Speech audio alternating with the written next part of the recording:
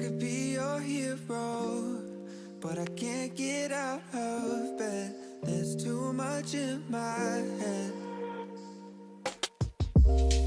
I could be more faithful, but I fail at that habit. So I run around instead. I wanna be good to myself, love hard to breathe more, drink less. I wanna be seen at my best, sleep more, be nice a lot less. All I need is 21 days and I'm fine. January 1, I'ma still need more time. Every single year, yeah, it never fails, I try. But maybe I don't ever wanna put down this life. I could be your best friend, but I can't pick up my phone. Let it ring cause no one's home. I'm always judging and degrading. I should stop all that, I'm sure, but I'm just too insecure. I wanna be good to myself, love hard to breathe more, drink less. I wanna be seen at my best, sleep more, be nice a lot less. All I need is 21 days and I'm fine. January 1, I'ma still need more time. Every single year, yeah, it never fails, I try. But maybe I don't ever wanna put down this life. All I need is 21 days and I'm fine. January 1, I'ma still need more time. Every single year, yeah, it never fails, I try. But maybe I don't ever wanna put down this life.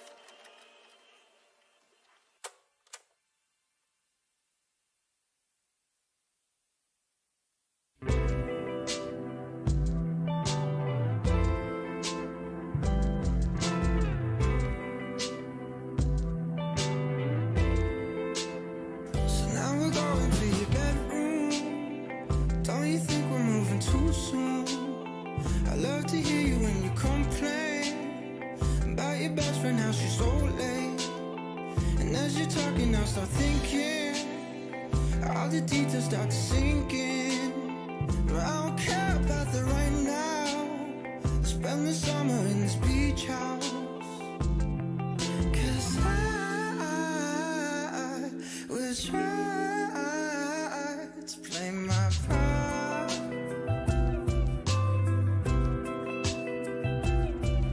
My lies memorized in my heart. I keep losing to a moment where I'm with you, I just can't focus. I love to hear your crazy theories about conspiracies on TV. I know the truth and it's so simple. Blame it all on stupid impulse. And I keep living out of my head. Just forgive me for my silence. 'Cause I will try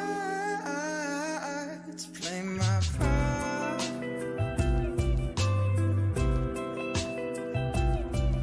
My lies memorized in my heart. 'Cause I will try to play my part. My lies memorized in my heart. 'Cause I will try to play my part.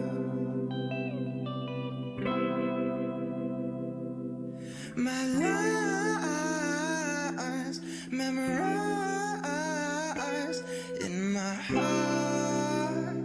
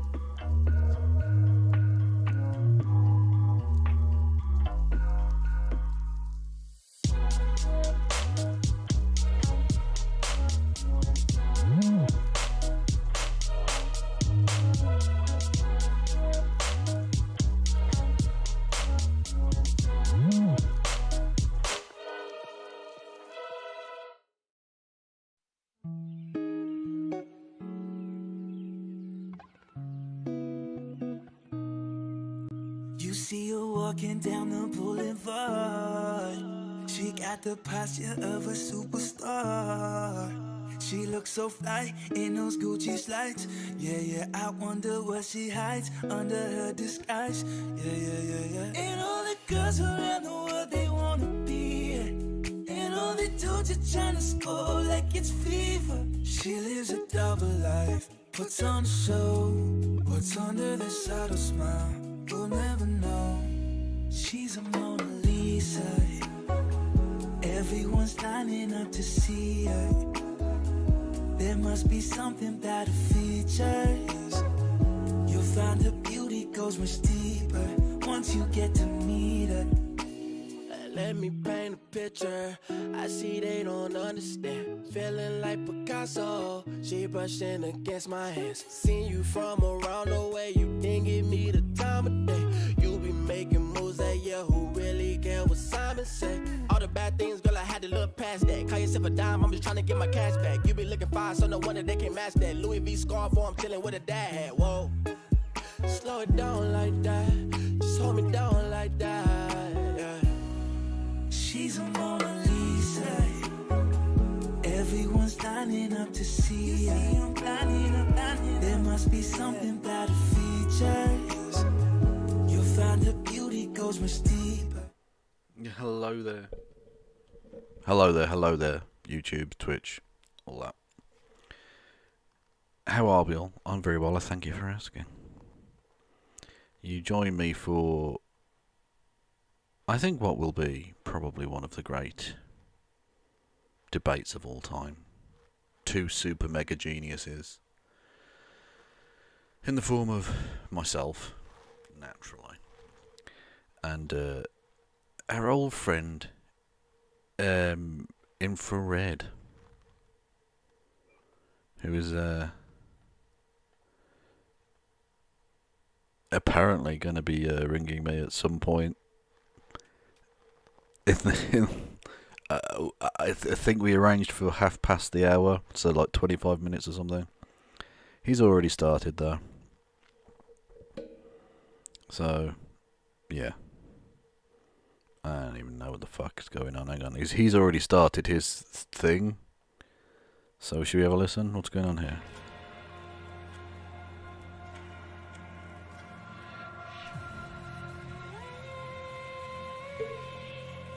For some reason my earphones aren't in. There we go.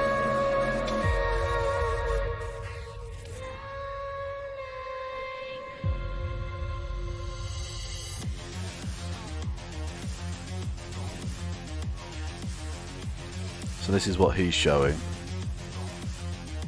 Now, as you can see, he's got this down as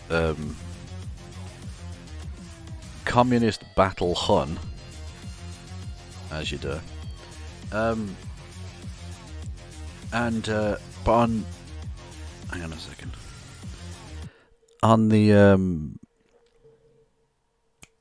what's up? On Twitch. Again, I'll just go and show you. 1 second. Where is I? No, hang on. Go on to his fucking thing. We're going to the Twitch. He's got me down as something like debating an angry liberal or something. Yeah, he's got me debating an angry lib. Shout out Neat Feet for that sick fucking video once again. Shout out Neat Feet for making that sick fucking video. How are the gorillas in the chat fucking?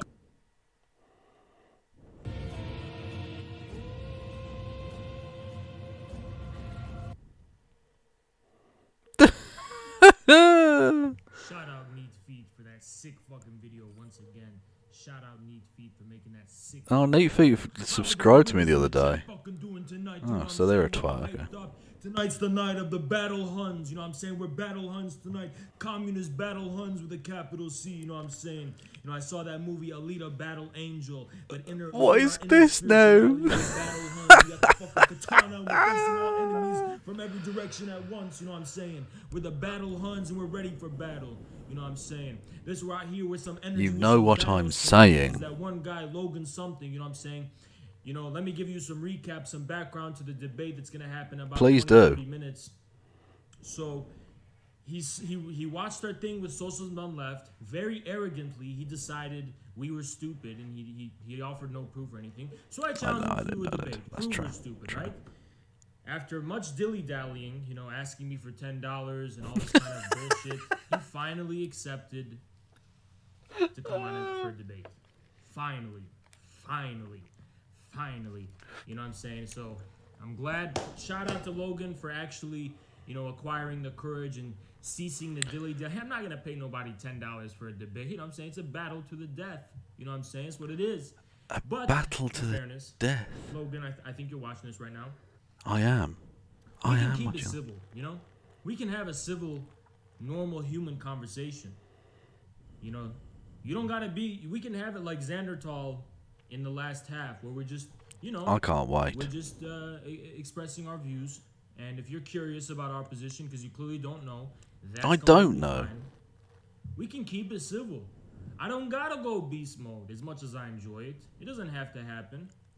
So, the ball is in your court, my friend. What's up, gorillas? Can't wait. What's up, gorillas? I cannot wait. Wasn't last night the best fucking night so far, or what? Or what? What a sick fucking night. What a sick fucking night. You know what I'm saying? Ended on a bad note, but that shit is behind us. That shit is behind. Where is it? It's behind me. It's behind us. You know what I'm saying? It's over there. I can't see it. I can't see it. It's behind Is this us, human you know being what I'm saying? real? It's behind us. Is he real? You know what I'm saying? What up, neat feet? What's up, neat feet? You know, yeah. So you know how we begin these streams, right, everybody? Guess how we begin these streams? Every single stream we begin it the same fucking way. We've never deviated from this formula. We never deviated from this formula. You want to know how we begin our streams? We check the Reddit. Don't matter if we got haters. Don't matter if we got fans. He's got Reddit. We're going to look at that Reddit. And we're Oh, gonna I can't review the wait. content. You know what I'm saying? We check the Reddit, guys. We check the Reddit. We check the Reddit. We ain't Reddit people. You know, we're not out here going on Reddit all the time and typing paragraphs and shit. But we check the Reddit. We check the Reddit. Understand? Let's do it. He's checked the Reddit. Okay, let's have a look. Here we go. Okay, we check the Reddit. We check the Reddit. Okay, you don't have to repeat the same fucking 219 sentence. members. Oh my god. 219 Is that good? members, guys. Join this fucking Reddit if you're based or if you're not. Doesn't matter. Everybody gotta join the Reddit. Am I Palestinian? Everything he Nope, says is a meme. Lebanese. Fucking everything he says. We check the Reddit, guys. We check the Reddit. Yes, you checked the fucking Reddit. Jesus Christ. Infrared is rising.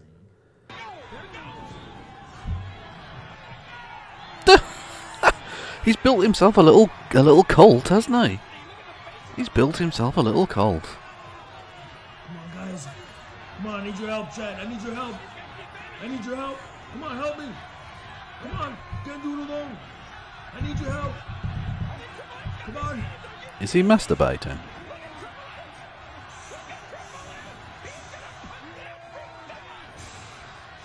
Oh, is he gonna beat me? He's gonna beat me. Oh, no, he's not gonna beat me. It ain't gonna happen. No, that. Oh, shut up, you twat.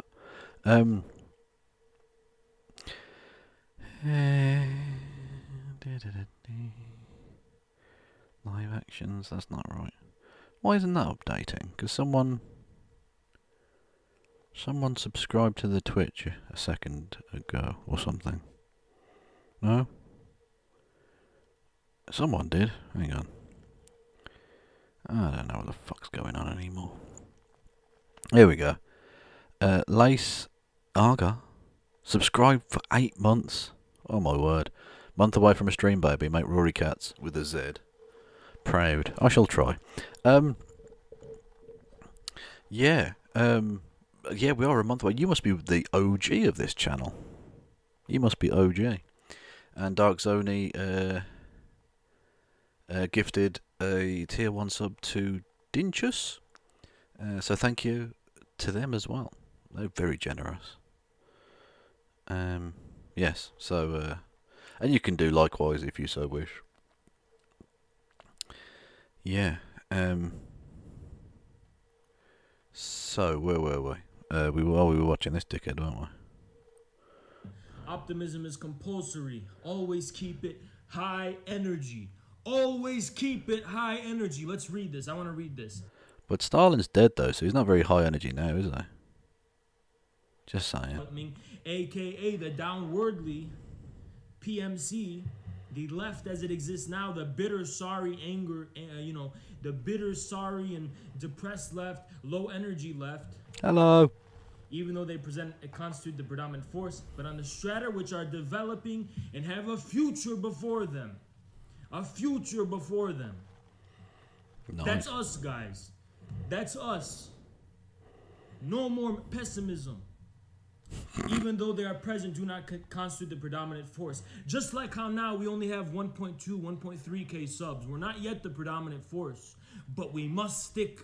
Oh, hi, must Plato. stick with the hope of the sun and the energy of the sun, and we will never surrender to darkness and bitterness and despair. Channeling his Churchill there. Good Never. to see.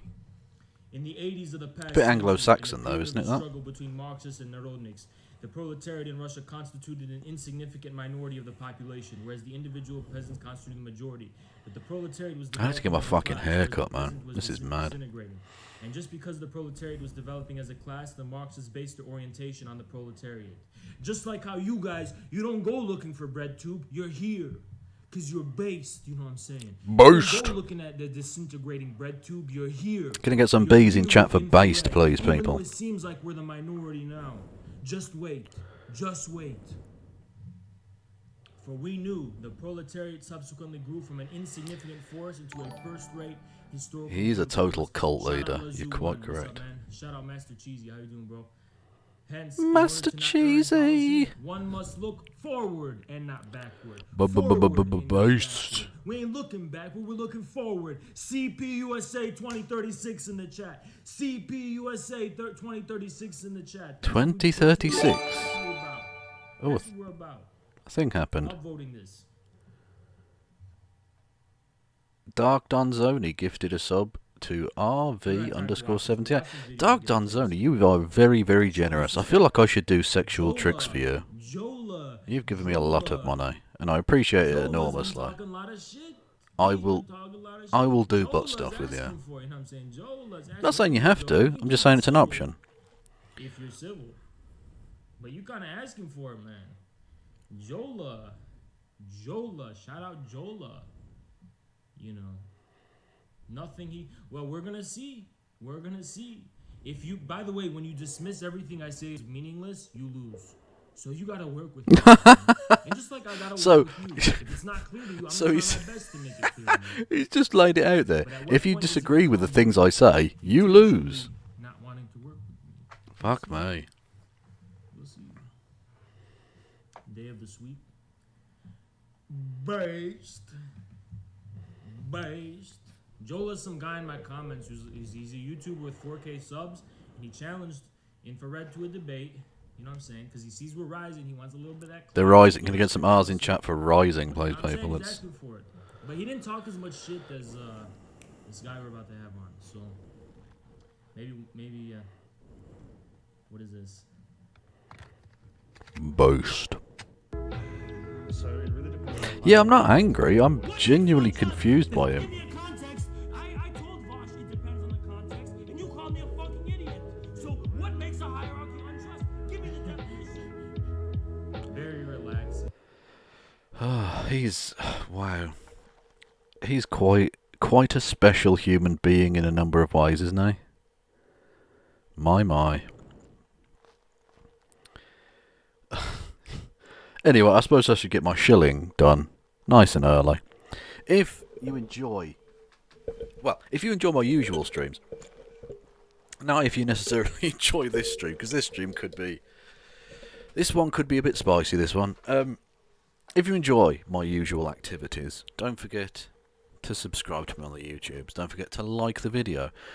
don't forget to hit the bells for the notifications or something. Because, I mean, you really should be getting notified by YouTube anyway, because that's the point of a subscription, really, on YouTube. But, I don't know. Anyway, you can also leave a comment and all that shit. It helps with the algorithm, and the algorithm has been bum-fucking me senseless lately. Anyway, on Twitch, twitch.tv/KFLogan1875, you can go and check me out there, give me a follow, which is like the equivalent of a YouTube subscription. It's the free bit where you just get notified if I go live. You can also subscribe to me there, and you get to use the emotes. I've actually got the full complement of the 5 emotes now.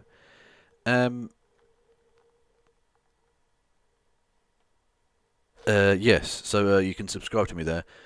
Cost you, I think, $5 for tier 1, but there's tier 2 and 3 as well. I don't really know what they do, but they cost more money. Whatever. You can subscribe to me there. But it'll cost you nothing if you've already got Amazon Prime. You get 1 free subscription every month when you link it to your Twitch account, which costs you nout. So, yeah, you can give me Jeff Bezos' money. And between you and I, we will have Jeff Bezos' house in about 1 million years or something, probably. So, if you wanted to do that, you can. There's also obviously my social medias. They're linked below. Twitter, Facebook. There's a Facebook thingamajig page, happy hour page, which is quite fun. There's a nice little community that's built there now of peeps posting all sorts of stuff, including an amusing a thing that someone spotted on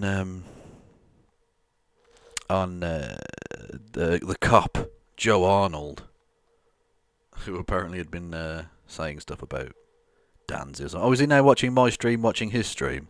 It's a never-ending loop of stream. It's a beautiful thing. Anyway, yeah, so there's all that. There's also streamlabs.com/KFLogan1875 for your super chats, because YouTube, they're not monetizing this channel anytime soon. So you can do that if you so wish. What else is there? There's the, if you want to give a one-off donation, there's the, like I say, Streamlabs or the PayPal. There's also the Patreon. If you want to do a monthly donation thing, it's you know, it's an option that's available to you if you've got a spare few dollar and you want to throw it my way. I will dance for you like the whore that I am. Or if you like Dark Dance only and you really go out there, I will do butt stuff for you and with you. It's not a one-way street. I expect a bit of pushback, obviously. I'm providing the friction, you're providing the what the fuck am I talking about? Jesus. Anyway. So, yeah, we're basically just waiting for this dickhead to ring. What's he saying? All of these things, you look at things from different angles and different contexts. That's surely he means different angles. You know what I'm saying? He's making it seem like I have to add all of these adjectives. I just think I'm a Marxist, I'm a communist, right? No, didn't you say he was a Stalinist? I'm with them. I recognize that they reproduce in a vital and new way this simplicity of Marx's original discovery. Yeah, I don't know what the sun thing is about, so actually. Maybe I'll ask him. All innovations I have to, I gotta integrate this innovation. I gotta integrate that. Okay, we'll save it for the debate. We'll save it for the debate. We'll save it for the debate. Out of the box. Out of the box. Out of the box. Out of the box. Singing. Out of the box. Out of the box.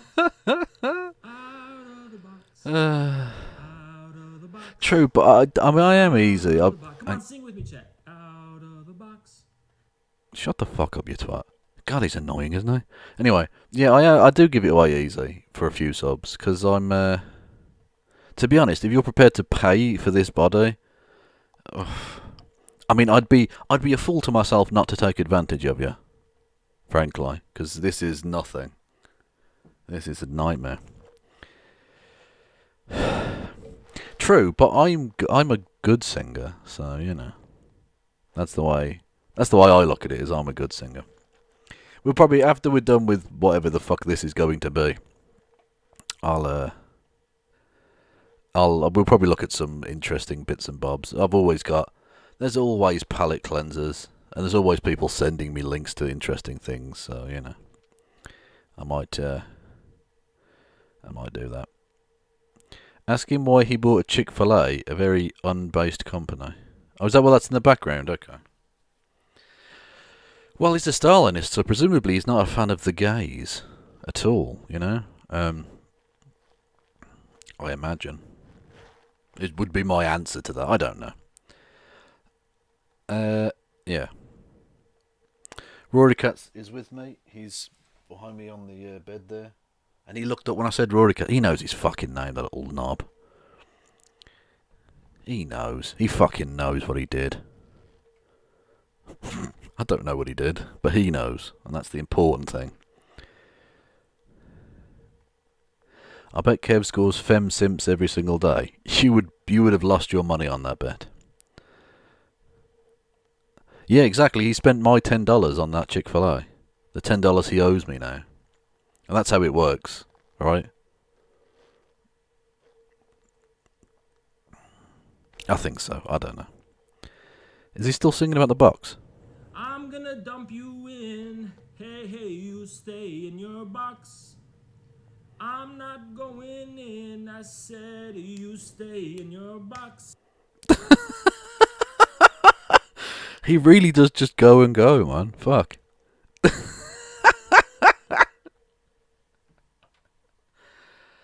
They want to know why you support Vosh, and he's saying, let's see who's going to throw the first stone, so don't humiliate him that way. Don't humiliate who? Or don't humiliate Vosh? Or don't humiliate your man? Kevin, are you scared? I'm absolutely shitting myself, yes. I think I'm so scared I might actually die. And then he can take ownership of my actual body. I think that's how it works. I think so. He's going to be in my next cringe compilation. Well, I mean, I generally do like conservative cringe compilations. Actually, I'm thinking of changing what calling them MAGA cringe compilations to calling them conservative cringe compilations, because MAGA isn't going to be a thing soon, really. So don't humiliate infrared in that way by not throwing the first stone. Okay, I mean, I wasn't planning on doing that, but I mean, I suppose technically we've both thrown stones at this point, because I've called this what have I called this? Chad Kev destroys tanky lunatic infrared, which, let's be fair, is not the most conciliatory of titles. I could have gone with something a little less spicy. But he also said, called it, what is he doing? What a fucking madman. Anyway, he called it, debating an angry lib or something. So, like, I don't know that I'm in the fucking mood for any of that nonsense. He's got a shoe. He's thrown the shoe at the camera. He's a fucking madman. Am I debating a madman? Absolutely obliterated. Absolutely obliterated. He just threw a shoe at his own camera. He might be insane. Who does that? Who the fuck throws a shoe? To quote the great Austin Powers, who throws a shoe?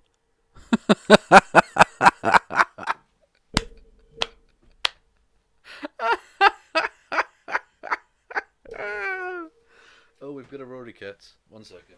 Come here. You know you're going on camera, don't be a dickhead. Oh. Hang on 1 second. Where are we? No, that's the wrong. That's entirely the wrong window. Nope, that's wrong as well. All of these are wrong. Boom shakalaka. Oh. Meow.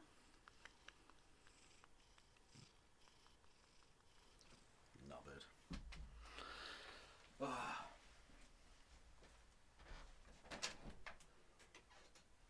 Go on then.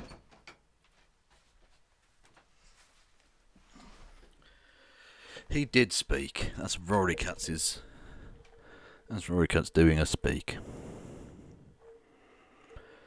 I don't know when he's going to ring. I suppose we just wait. Did he shout a lot? Rory Cut's? No.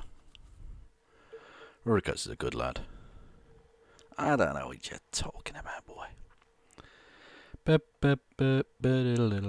Get in your box. I'm getting your box.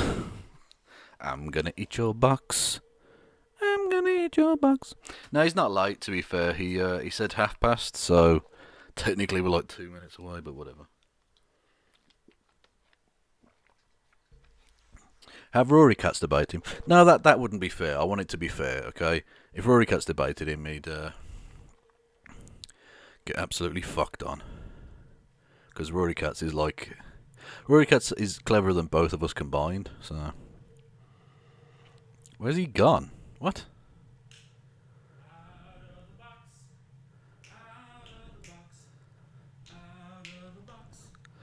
Out of the box. Hey! Out of the box. We got 2 minutes. Out of the box. We got 2 minutes to this debate. I don't even know what we're debating about. What are we even debating about? Out of the box. What he say? Out of the box. Out of the box. Out of the box. The thing about definitions, right? What you're talking about? Out of the box. I think we've got a new anthem, people. The Out of the Box anthem. It's a beautiful thing. Do some shadow boxing. I don't think he did break his camera, did he? No, it's as shit as it always was. Actually, have I got it down on a low setting? I might have. No, even at the highest setting, it's still shit. So, I mean, whatever. Also, he's got quite a big TV for a fucking, like, this kind of, I'm a working class socialist man. I bet he's some middle class bougie twat. Daddy owns a fucking oil company or something. I don't even know what we're debating about, to be honest. I assumed there wasn't actually going to be a debate as such, so I haven't organised anything. I don't know what I'm really going to say to him. I'm just going to see how it goes, see what he has to say, and then let him shout, I think, probably. I think that's basically how it's going to be. He is now late. No, I'm not shaming the TV. You can own a big TV if you so wish. I own a relatively large TV, but I'm just saying he's probably not the absolute working class hero that he claims to be, is my thought on the matter. Who's this cockhead then? Here he is. Yes, I'm ready.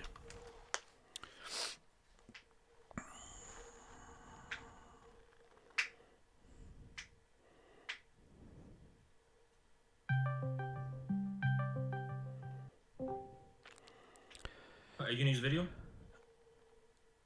Hello? Hello? Yeah, use video so I can capture.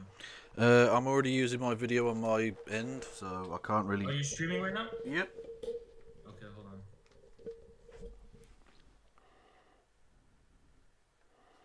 KF Logan?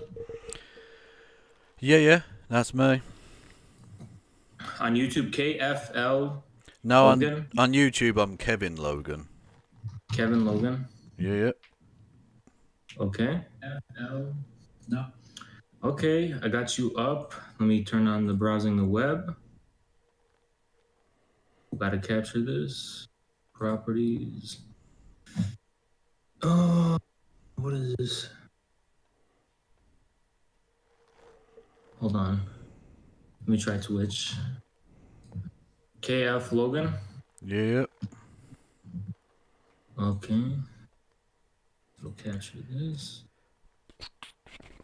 Boom, boom, boom, down.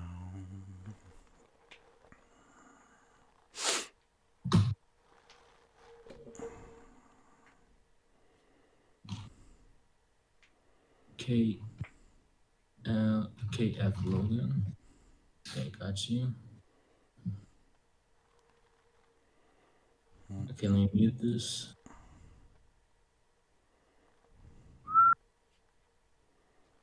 What the fuck is wrong with this? Properties? Microsoft. Oh my god, dude. Hold on. This is what I'm gonna have to do. I can't even do this one. What's the issue? Wait, no, that's the right one. Hey, I got it. Okay, I got it. Okay, so all right, I got it all set up. So okay, before we start, we've been exchanging hostility, but I'll be civil if you be civil. What do you think? Yeah, cool, man. Okay, good. I'm glad we can agree about that. Okay. So, I saw some of your reactions to my debate with Socialism Done Left and to Vosh, and in my view, you weren't being quite that fair. Okay. In what way do you think I was being unfair? Let me think. Well, for example, about this whole thing about definitions, right? Right. You pointed out that just because definitions are malleable and are subject to change doesn't mean they're not useful at all. But the issue with Breadtube and Vosh is that it's not simply that they use definitions for the purpose of simplifying concepts. I'm fine with that. I like simplifying concepts. Obviously, you don't want to have to always use multiple paragraphs to sum up a concept. Maybe it's useful to have a string of words, but the issue is that they go about confusing the manner of expression we give to concepts and to ideas and to phenomena in reality with being the actual material premise of those phenomena in the first place. For example, the thing about dictionaries, when I was saying about who is writing the words in the first place, I know that people writing the dictionaries are just doing the best they can to try and sum up what they think the meaning of a word is. But that doesn't mean the meaning of a word is premised by that best attempt. And Vosh and Breadtube seem to be under the impression that the meaning of words is actually premised by the definitions people give to them, instead of the definitions just being the best attempt people give to sum up that meaning. I think meaning is deeper than superficial definitions.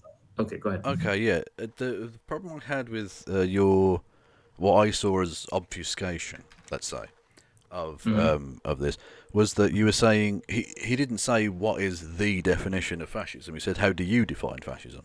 So he was asking you for your version of fascism, and so you could argue from that point, and you then went off on a rant about all of this other stuff.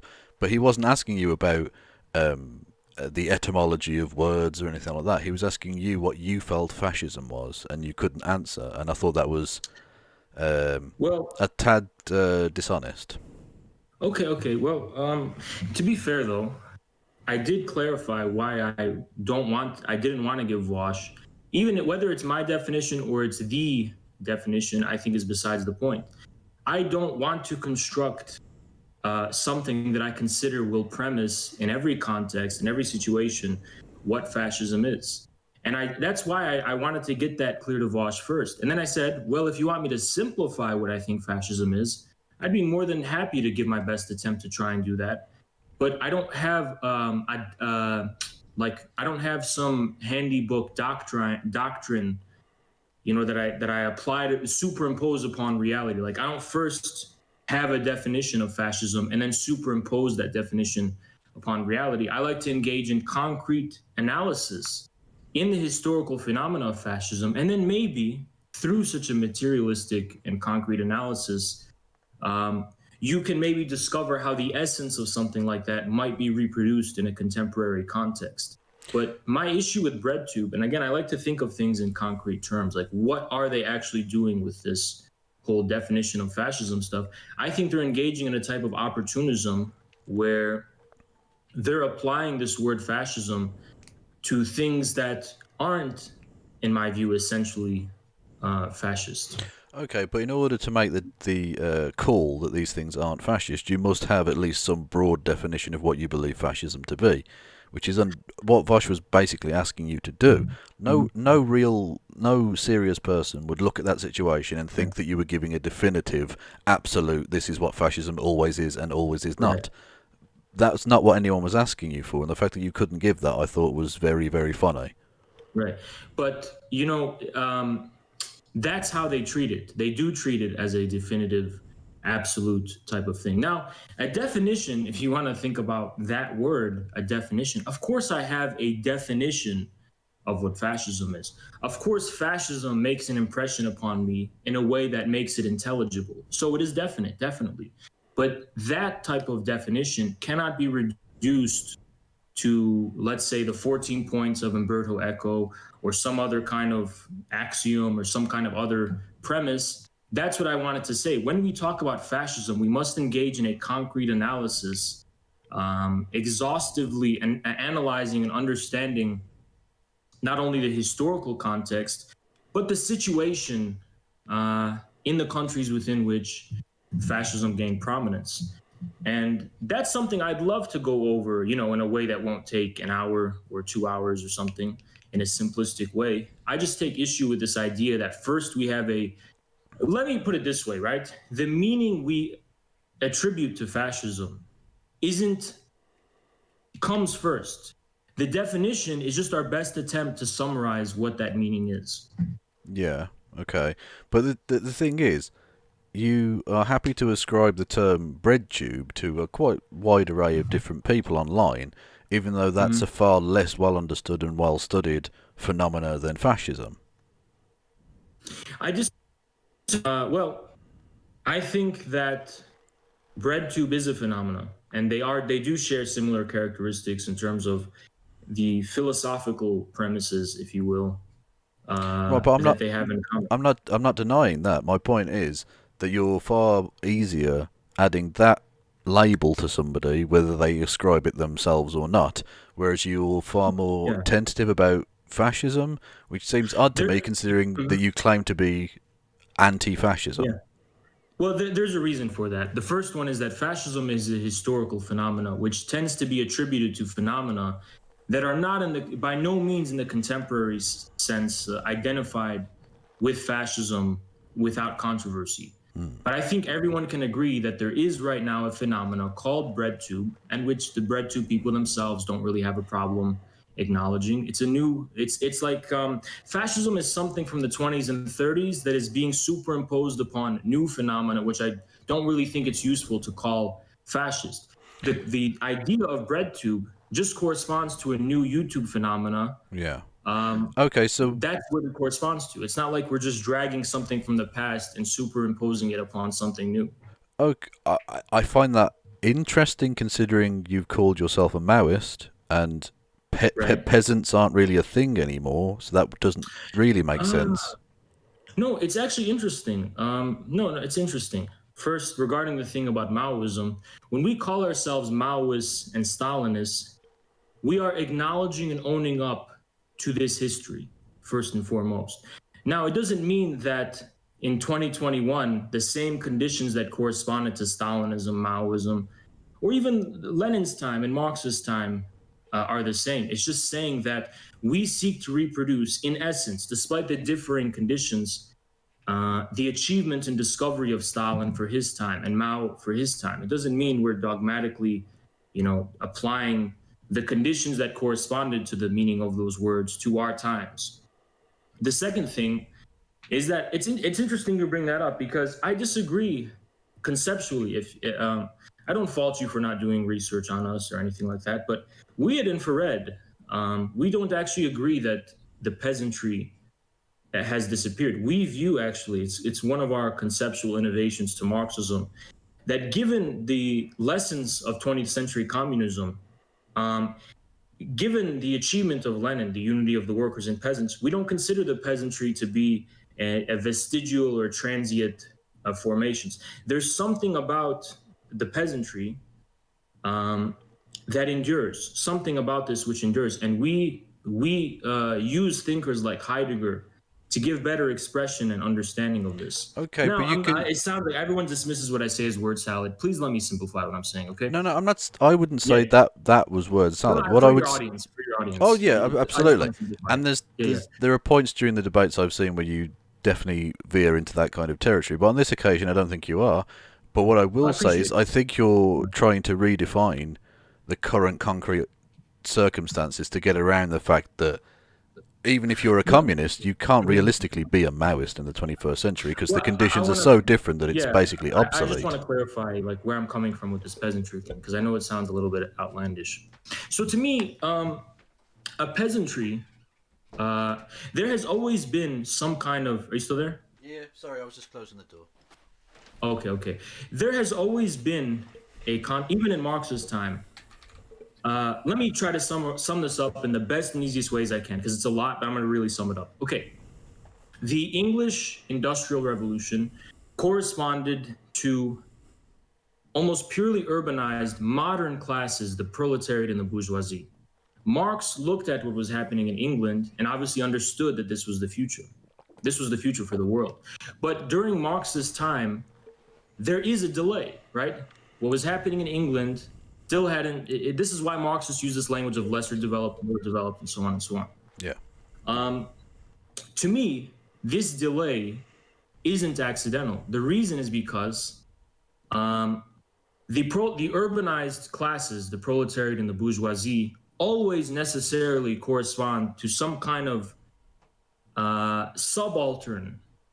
Maybe that's a buzzword, hinterland, some kind of periphery, maybe that's a more familiar word, some type of periphery, which is necessarily always lesser developed, put in temporal terms. To me, things like the peasantry, and then Marx was getting to this in Capital Volume 3 with the landed, with this new significance of landed property in relation to capital. To me, the peasantry represents the material foundation of a polity in popular terms, the popular material foundation of a polity, which means in what way do people reproduce their existence economically as the very foundation of the polity within which they are a part. And this sounds crazy, but put in simple terms, you can think of how the rule of Napoleon corresponds to smallholding French peasants. You know, what Marxists call Bonapartism. Yeah. Then you can think in terms of we'll just think of the word middle class. Actually, this is a really simplistic way to put it. It's very well known in the political science and all this kind of stuff that a stable middle class is necessary for liberal democracy and so on and so on. And in the 20th century, this middle class in the United States had a small, had a family, white picket fences, a car, and a house. And then you can see this expressed in other countries, some type of class, right, which is not lesser developed in time than the English 19th century proletariat, but which is nonetheless is reproducing characteristics that were previously associated only with the peasantry. Some type of independent, what we like to call independent ground of living being.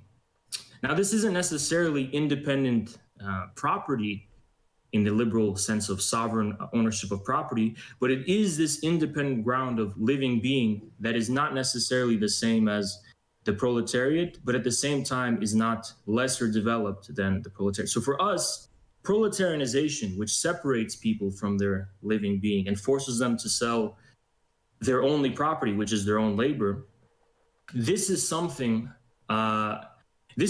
which is always happening across history, in addition to the fact of some type of, what's a good word to call this, reparcelization of landed property, whether in abstract terms, some type of return to living being and some type of proletarianization is a kind of cyclical process. This is how we've understood history in general. And it also explains why is it that in the United States and Europe, something like a middle class reemerged? Why is it that,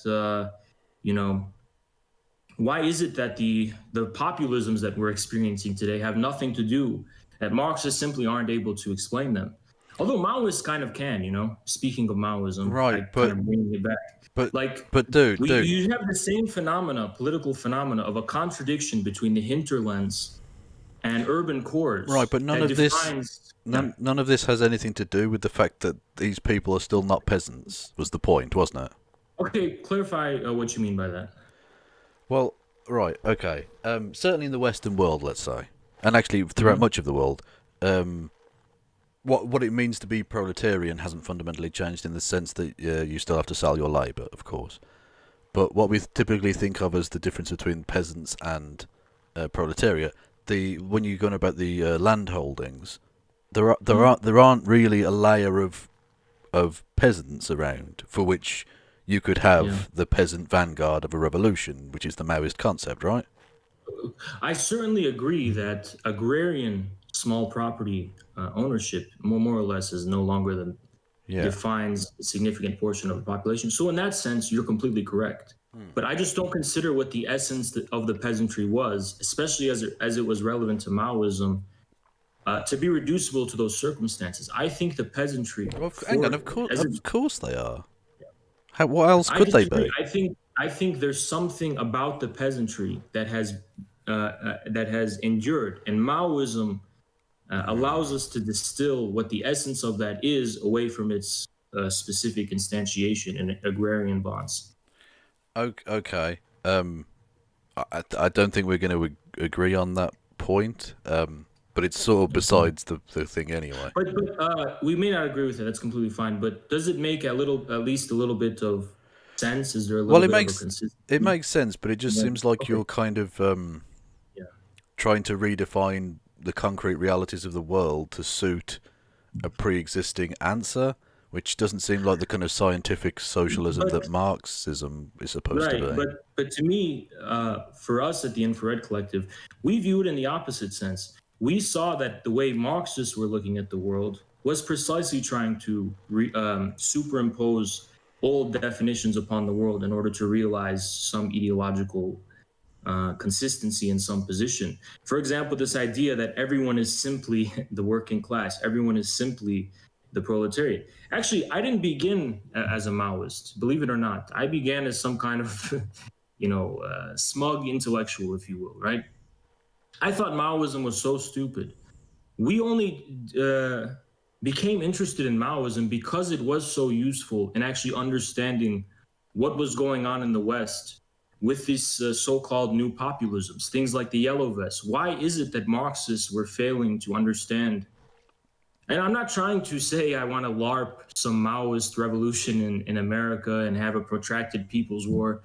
I'm not coming from that perspective. I'm speaking in a very well, you live in the United Kingdom, right? I am a terrible Anglo-Saxon, yes.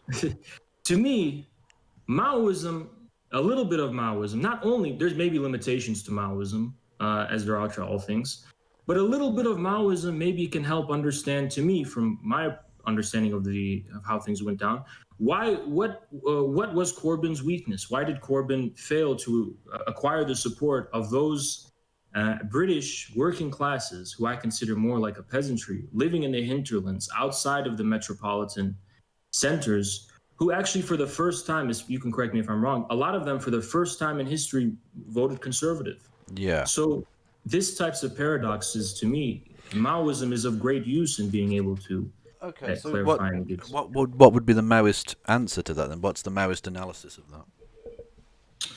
Well, to me, I think the Maoist view, the contribution to the dialectic, materialist dialectic, is this notion of primary and secondary contradictions. You can recognize a primary contradiction as the traditional Marxist one between the proletariat and the bourgeoisie. But as Mao said, there's also secondary contradictions. There's contradictions, for example, between a nation and some like Japan, some imperialistic force, right? Yeah. In Japan, there's a proletariat and the bourgeoisie too. And in China, there's also some type of proletariat and bourgeoisie maybe. But these two contradictions are, they're both addressed by the Maoist dialectic. The primary contradiction is between the proletariat. I might be getting the primary and secondary order of things wrong. The primary contradiction is between the proletariat and the bourgeoisie. And then there's also this secondary contradiction going on. So you can only speak of the proletarian position doesn't just mean being on the side of the factory proletariat, but being on the side of the factory proletariat as it is being reproduced, as it is being given expression from the the forces engaging in some type of national liberation. And actually, this is in perfect. I don't know if you watched the Destiny debate, but I tried to illustrate this in the case of Lenin. Lenin didn't look at the cities and say, here's the proletariat and here's the bourgeoisie. He looked at the Russian countryside and he said, these fundamental class divisions are being reproduced in a new way. But despite that, almost all of the peasants, in a sense, can be united by the fact of their antagonism toward the cities almost as a whole. So you have this kind of multi-dimensional contradiction, secondary and primary, going on. Okay. And in the case of the United Kingdom, I think when you're dealing with this type of phenomena, you have to not only look at the contradiction between the proletariat, the most marginal, whatever, and the liberal bourgeoisie, which I think the Corbyn momentum and stuff, they were focusing too much on the city. Same thing with Bernie. They were focusing too much on this. You also have to bear in mind the contradiction between hinterland and the national hinterland, and the urban center, the metropolitan urban center. So this is what I mean by primary and secondary contradictions. Oh, okay, but I mean, you mentioned the factory proletariat. That doesn't apply because we don't really have that. We're very much post-industrial now. Yeah, I don't mean to interrupt you, but I just want to clarify. By factory proletariat, I just mean like the most urbanized possible proletariat in a given time, the proletariat that corresponds to the most recent innovation of modern industry. So I suppose in today's day and age, this would be more like people in the gig economy or something like that along those lines. I don't necessarily mean that. Yeah, but also the people you're referring to in the what's called the Red Wall area, the working class who voted for the Conservative Party, they largely. Yeah, they largely are urban. I know. Yeah. It's the same in the United States, actually. Here in Michigan, Robert, you said that they focus too much on the city. Well, that's the interesting thing, is that they are urban from the 20th century's urbanization. The 20th century's urbanization. Today, from a sociological perspective, despite being urbanized, being postmodern, you know what? I don't want to do word salad, so I want to clarify all these buzzwords I'm throwing in. By postmodern, I mean modernization and urbanization are kind of synonymous, right? That they're kind of like the same thing. Okay. From the perspective of modernity, of course, yes, the modernization happened. People are no longer just farming. But even after post-modernity, the peasantry, and this is why they're urban, but their urban infrastructure, for example, is archaic. Much in a similar way as the form of relations in the countryside were also archaic. I hope this is making sense. I just want this to be. I'm not sure any of this is making sense, and I don't mean to be rude there, but I think you're out of your depth on this one. Please elaborate. I want to do the best I can to. The reason I even asked you about this because I don't think a Maoist perspective on modern Britain is applicable in any sense. Sure. I don't think it. That's not to say that Marxism doesn't have some role to play, and that obviously Maoism is a type of Marxism. But I think Maoism is an adaptation of Marxism that's essentially obsolete, certainly in the Western world. I can't speak to modern Southeast Asia, for instance, but certainly the Western world, it doesn't work in any way. Okay, please elaborate. Why do you think that's the case? Well, because again, we've sort of been through it, I suppose, but the peasantry doesn't exist. Marxism needs to be updated in some respects, just on the basis that the urban proletariat are not a factory-based people anymore. That isn't a thing. But you're just kind of repeating the thing you said before, but I also said something. So what do you think is so inadequate about how I've qualified why I think the contrary is the case? Well, you've given quite broad contradictions between geographic areas which don't suit the Britain, which is fine because you're not from here, so I'm not expecting you to necessarily know all of that. But also, it seems to me a much more concrete analysis would have to do with things like the media's portrayal of people like Jeremy Corbyn versus conservatism, rather than anything else. Also, deindustrialization and the fact that some on the left haven't necessarily grasped that and found a way of adapting, not even Marxian, but social democratic even, because the basic point is Corbyn was a social democrat.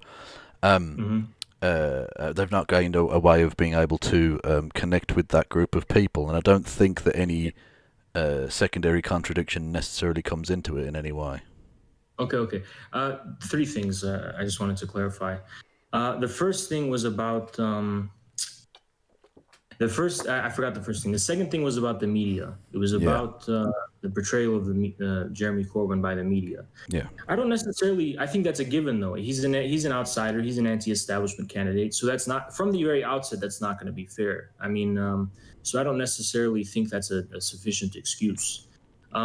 It's interesting that you mentioned. Do you remember the first thing you said? I just forgot. What was the first thing you said? The geographic differences between the urban and working. Yes. Urban Thank you and for reminding me. countryside. Yeah. Here in the United States, we have a similar sociological distinction that, and I can't name them off the top of my head, but writers within the UK were also describing. You have, and this is you're going to be going into your third point, deindustrialized hinterland areas that are outside of the periphery of these urban centers, people who used to work in factories in heavy industry of some kind, losing their jobs. Their jobs were already shipped overseas. Yeah. I'm just trying to draw a comparison from a sociological perspective, and I don't necessarily think this is outrageous. The French Yellow Vests was the same thing, and you had media headlines saying that the Yellow Vests were Macron's Vendée. Now, if you're not familiar with the Vendée, I'm sure you are because you're very well read. If the what the Vendée was, it was the stage in the French Revolution where basically the Republican army was suppressing a peasant revolt in the region, the Vendée. So the media was understanding how the Yellow Vests were a type of similar to a peasantry. They're peripheral, they're on the margins, they're away from the urban centers, which are the power sources of the polity that exercises dominion over them. I think the comparison is more than justified. I think that in the UK, a similar type of contradiction is there, as it is in the United States and as in France. You have urban centers, and you have some type of periphery of which the establishment and the elite is out of touch with, and this is a source of populism. So to me, this is I'm just struggling to understand why this distinction, this contradiction is. Well, firstly, I would point out that the much like in America, the populism isn't really populism because it is being run by the establishment. In the same way that Donald Trump was in theory, billionaire. Who gave massive tax cuts to rich people and continued doing the same basic imperialist bullshit around the world. Look at the many ways he tried to overthrow Venezuela and Ecuador and various other places. Boris Johnson is precisely that as well. He's a rich guy, also born in New York, ironically. And Tucker Carlson too, right? Yeah, exactly. Yeah, this is the thing. Plenty of examples. Yeah. Yeah. So it's not that the establishment are out of touch with the public. The establishment have perfectly honed the public for bullshit. It's in a sense I agree with you. You do have this phenomena of elites, which seems like they're pretending to be among the people. But they're actually not. They're part of the big club, as George Carlin put it. Yeah. In the case of Trump, it's a little bit more complicated. He might be a billionaire, he might be an elite, but as far as the political establishment is concerned, which is here what's relevant, he was an outsider. And even among the establishment in general, from what I know, Trump was considered a clown. He was so the theory goes that people like Trump and maybe Boris Johnson and Tucker Carlson were people who were bitter about being kicked out of the establishment. And once they were kicked out of this big club, they, for accidental happenstance reasons, gave expression to a more fundamental popular discontent with the establishment. It doesn't surprise me that, I can't speak for Boris Johnson, so I'm going to put that on the back burner for now, but it doesn't really surprise me that wealthy people like Tucker Carlson and Donald Trump are the first ones that are able to give expression to anti-establishment sentiment just because of their own particular having been slighted by the establishment. And the reason is because having money in being a popular celebrity or whatever it is, that comes with two advantages. One is that people attribute you with some kind of power.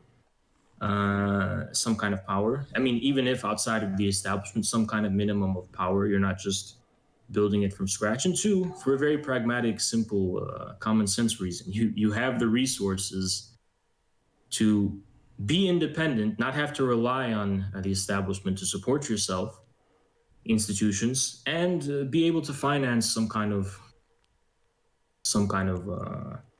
campaign or position. So that doesn't necessarily surprise me too much. But I think even if they were just pretending and they still were in the big club with all the elites and it was all a con, I don't think that makes the anti-establishment sentiment they were giving expression to, however dishonestly or disingenuously, any less real. I think there is an objective anti-establishment sentiment, which is expressed in the fact that in 2015, Corbyn and Bernie were united by one fact. They were vaguely associated with the right-wing populism. There was a phenomena of populism in general. And so both of them were, by the media and by the common sense in general, by voters themselves maybe swinging, at least in Bernie's case, maybe not the UK. You had people interchanging between Bernie and Trump. So there was a vague association between them both, despite their policies and all that being completely different. From a materialist perspective, structural perspective, whatever you want, both of them were being identified as outsiders who are outside of the establishment, basically shaking up the game. And I think that this popular narrative isn't simply a deception. I think there's truth to it. I think there's truth to popular narratives like this. Okay. Should we move on to some more concrete matters arising? I just want to say, so do you, if you disagree with me, do you think at the very least that even if you're disagreeing with it, what I'm saying isn't just nonsense? Maybe there's some pattern to what I'm saying? I think you've got a kernel of truth about the rise of populism, but I don't see that as particularly Maoist, if that was the original point we were talking about. But I mean, sure, yeah, I've tried to explain, and to the best of my ability, why I think that is. But I don't. Maybe we would need a longer conversation or something. Or can you at least recognize in good faith that I'm trying my best to make it understandable to you? Okay, yeah, that's fine. Yeah. Okay. Sure. So you've described yourself as a tankie, right? Right, so yeah. That's not a tag I'm applying to anyone here. I've got issues with tankies in a number of respects. And someone actually asked on my end to ask you about trans issues. Where do you stand on that?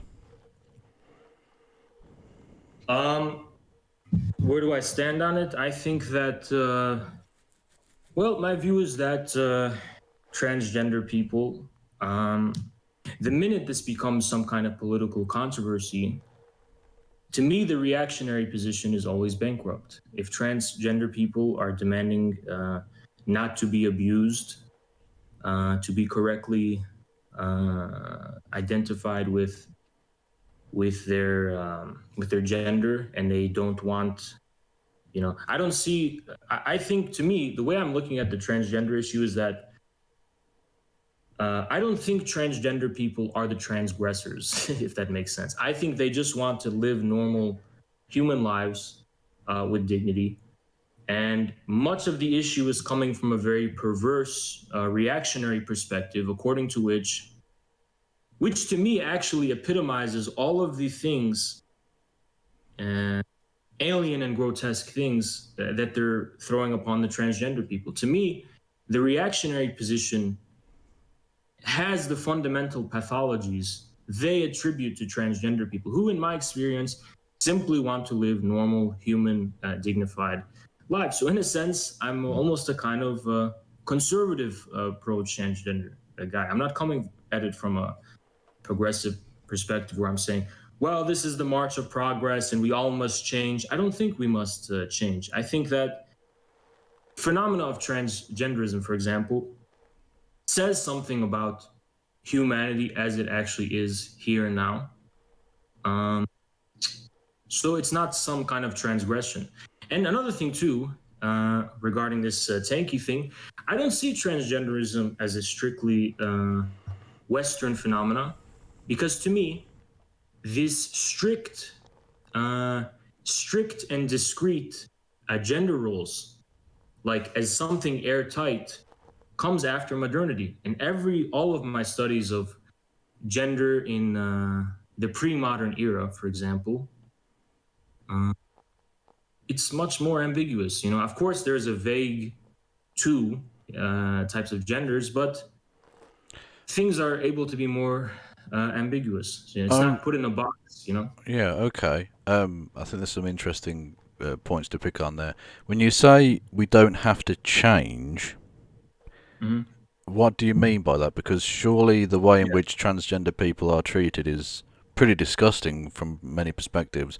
Are you suggesting those other people don't have to change, or was that a reference to something else? No. I think those are the people who are transgressing from a basic human common sense, Right. according to which people should be treated with dignity and decency and respect. So to me, they're the ones trying to force a change, is kind of the paradoxical position I'm coming from. The people who are abusive against the transgender people, those are the ones trying to initiate a new change. The transgender people just want to be normal, live normal, dignified human lives. So would you disagree, therefore, with the Communist Party of Great Britain, Marxist-Leninist, in their suggestion that transgenderism is a bourgeois disease? Yes. Yes. I've actually talked about this on stream before. Many positions I expressed, maybe you were against philosophically. When I mentioned Anglo-Saxon metaphysics from the 17th century, I actually said that the way in which they understand gender is bogged down by this specific prejudice. To me, this idea of gender being reducible or being the same to some kind of the argument they always use is that sex is biological, it's a scientific, objective reality, and transgenderism is some kind of subjectivism. To me, this is a complete misunderstanding of objectivity. It's a faulty notion of objectivity. I don't think it's the case. I reject it on these grounds. But I'm not going to be an Anglophobe here. But would you not agree that among UK leftists, and maybe I'm wrong, I'm completely wrong on this, so you can correct me if I'm wrong in your own experience, but it seems to me that in the UK, many leftists, it seems this transgender issue seems to be so much of a big issue in the UK. I think it's a big issue in America too, but yeah, it's an issue here. That's certainly the case. But a point that's been an issue for me is that you've stand for Caleb Maupin in some of the debates I've seen for you, but he does seem to think that trans people are an issue, let's say. I disagree. I think that he's been accused of that, but he's clarified that that wasn't his position. Caleb Maupin is not against transgender people. Well, no, I didn't say he was against. What people are railing him on, from my understanding, is that he spoke with some type of leftist, who happens to have anti-transgender views, and but he himself clarified that he didn't push back against them. He just sat there making silly faces, really, just allowing this person to say horrific things, which I can only think, like, if they were saying those things about tankies, frankly, I think he might have pushed back on that in a way. Like, it seems to me he's either an exceptionally stupid person, which doesn't seem a fair what analysis. She specifically, because I didn't watch the whole video. So do you know what she's Jodie? I've forgotten her surname. Yeah. She's from the CPG-BML, and she was basically saying that, like I say, it was a bourgeois, decadent thing, that this wasn't like a real problem. And he was basically just sat there kind of nodding his head, not really pushing back. And that seems to me like, if you actually give a shit, you would say something, and he didn't. Well, her opinion I disagree with, but maybe Caleb, and I didn't watch the video in context, Caleb Maupin marched for transgender rights a decade ago, before many leftists now who are expressing support for it. So, but anyway, if he didn't say anything when she said she thinks it's a bosom, maybe he just wanted to get the conversation along and didn't want to go down the rabbit hole, and he didn't want to deal with it. You can say he's wrong for this or he's right for this, whatever. But I don't think it's fair to make the leap from that this means Caleb Maupin is against transgender people. Okay, well, when you have human conversations, sometimes to focus on more important topics, you have to let people say what they want to say and just move on. It doesn't mean you agree with it. You know, I think that's kind of a given for most conversations you have, whether publicly or not. You don't necessarily have to, you know, immediately yell at them or something, because maybe he disagrees with her about the transgender issue, but maybe he agrees with her about many other topics that he would prefer to have explored. Okay, well, on the issue that, I mean, is of contention in the mainstream in politics in America right now, how do you feel about trans kids participating in sport with the agenda that they are? I don't really feel anything about it, you know. What am I supposed to feel about it? Well, no, well, some people think that it's wrong to allow people born with a penis to compete in sporting events with people born with a vagina. Well, here's what I would say. I think this matter must be left to those people who want to participate, to the sports associations, and to the people who know more about, you know, who are. I simply don't think I'm in a position to have a position on that matter. I don't find it outrageous on an intuitive level, if that's what you're asking. Okay, no, that's fine. Okay, to move to a sort of allied topic, you've described yourself as 100% Stalinist? Yes. So gay people deserve to be in gulags? No, but you have to understand that in context in the Soviet Union, I'm not saying that this wasn't a mistake or it's something that should be replicated or something that has any place in the modern world, but in context, there was not a clear distinction at this time between homosexuality, which was associated with an aristocratic pastime, and pedestry. These were they weren't really well distinguished phenomena. It was associated with the former aristocracy. Now, of course, we know now that homosexuality is not aristocratic, but at the time in the Soviet Union, that was the extent to which it was being given a significance. It was being given significance with that association. But that would have been... still would have been enormous hypocrisy on Stalin's part, though, because he was both bisexual and a pederast. I disagree with both of those things, but before we get into... Well, you can disagree, but they're historic facts. Well, we know that they are. We'll get into it. We'll deal with the evidence that stands in relation to that. But regarding this this stuff, I don't think that the Soviet Union's policies on homosexuality in the 30s are what essentially defines this word Stalinism, because it's not really a given. I mean, it's not really out of the ordinary for states at the time so much. So no, it wasn't. But when we say we're 100% Stalinism, we're saying insofar as the phenomena of Stalinism can be intelligible for us and can be significant for us as something new for its time, we are 100% Stalinist. Now, regarding this business about Stalin being bisexual and being a pedestrian, I'm going to completely deny that. It's completely false. On what basis do you deny that? It has no basis, is the point. I don't think that has any basis whatsoever. Okay, well... Stalin was not bisexual, nor was he a pedestrian. He was. Both of those things. He was neither of them. What evidence do you have he was bisexual? That's a new one to me. I've never heard that. You've never heard that Stalin had relations with men after his wife had died? You're unaware of that? No. Okay. I've never heard that. Okay. Even if it was, it wouldn't make a difference, but I have never heard that. Well, no, it would. The thing is, it would make a difference, because you're suggesting that this was somehow a misunderstanding on Stalin's part when Stalin himself was partaking in that.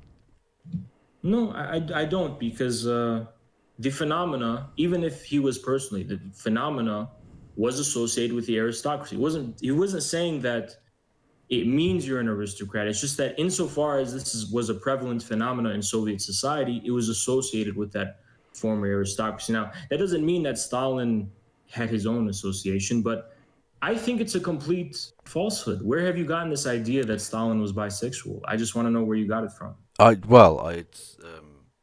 read it in several historical sources. I will go through it on a stream a different time. I'll be honest, I've put 0 sources together for this show. Me neither. But I'd love to know, where you got that from. Okay, well, I'll put that together at some point in the future.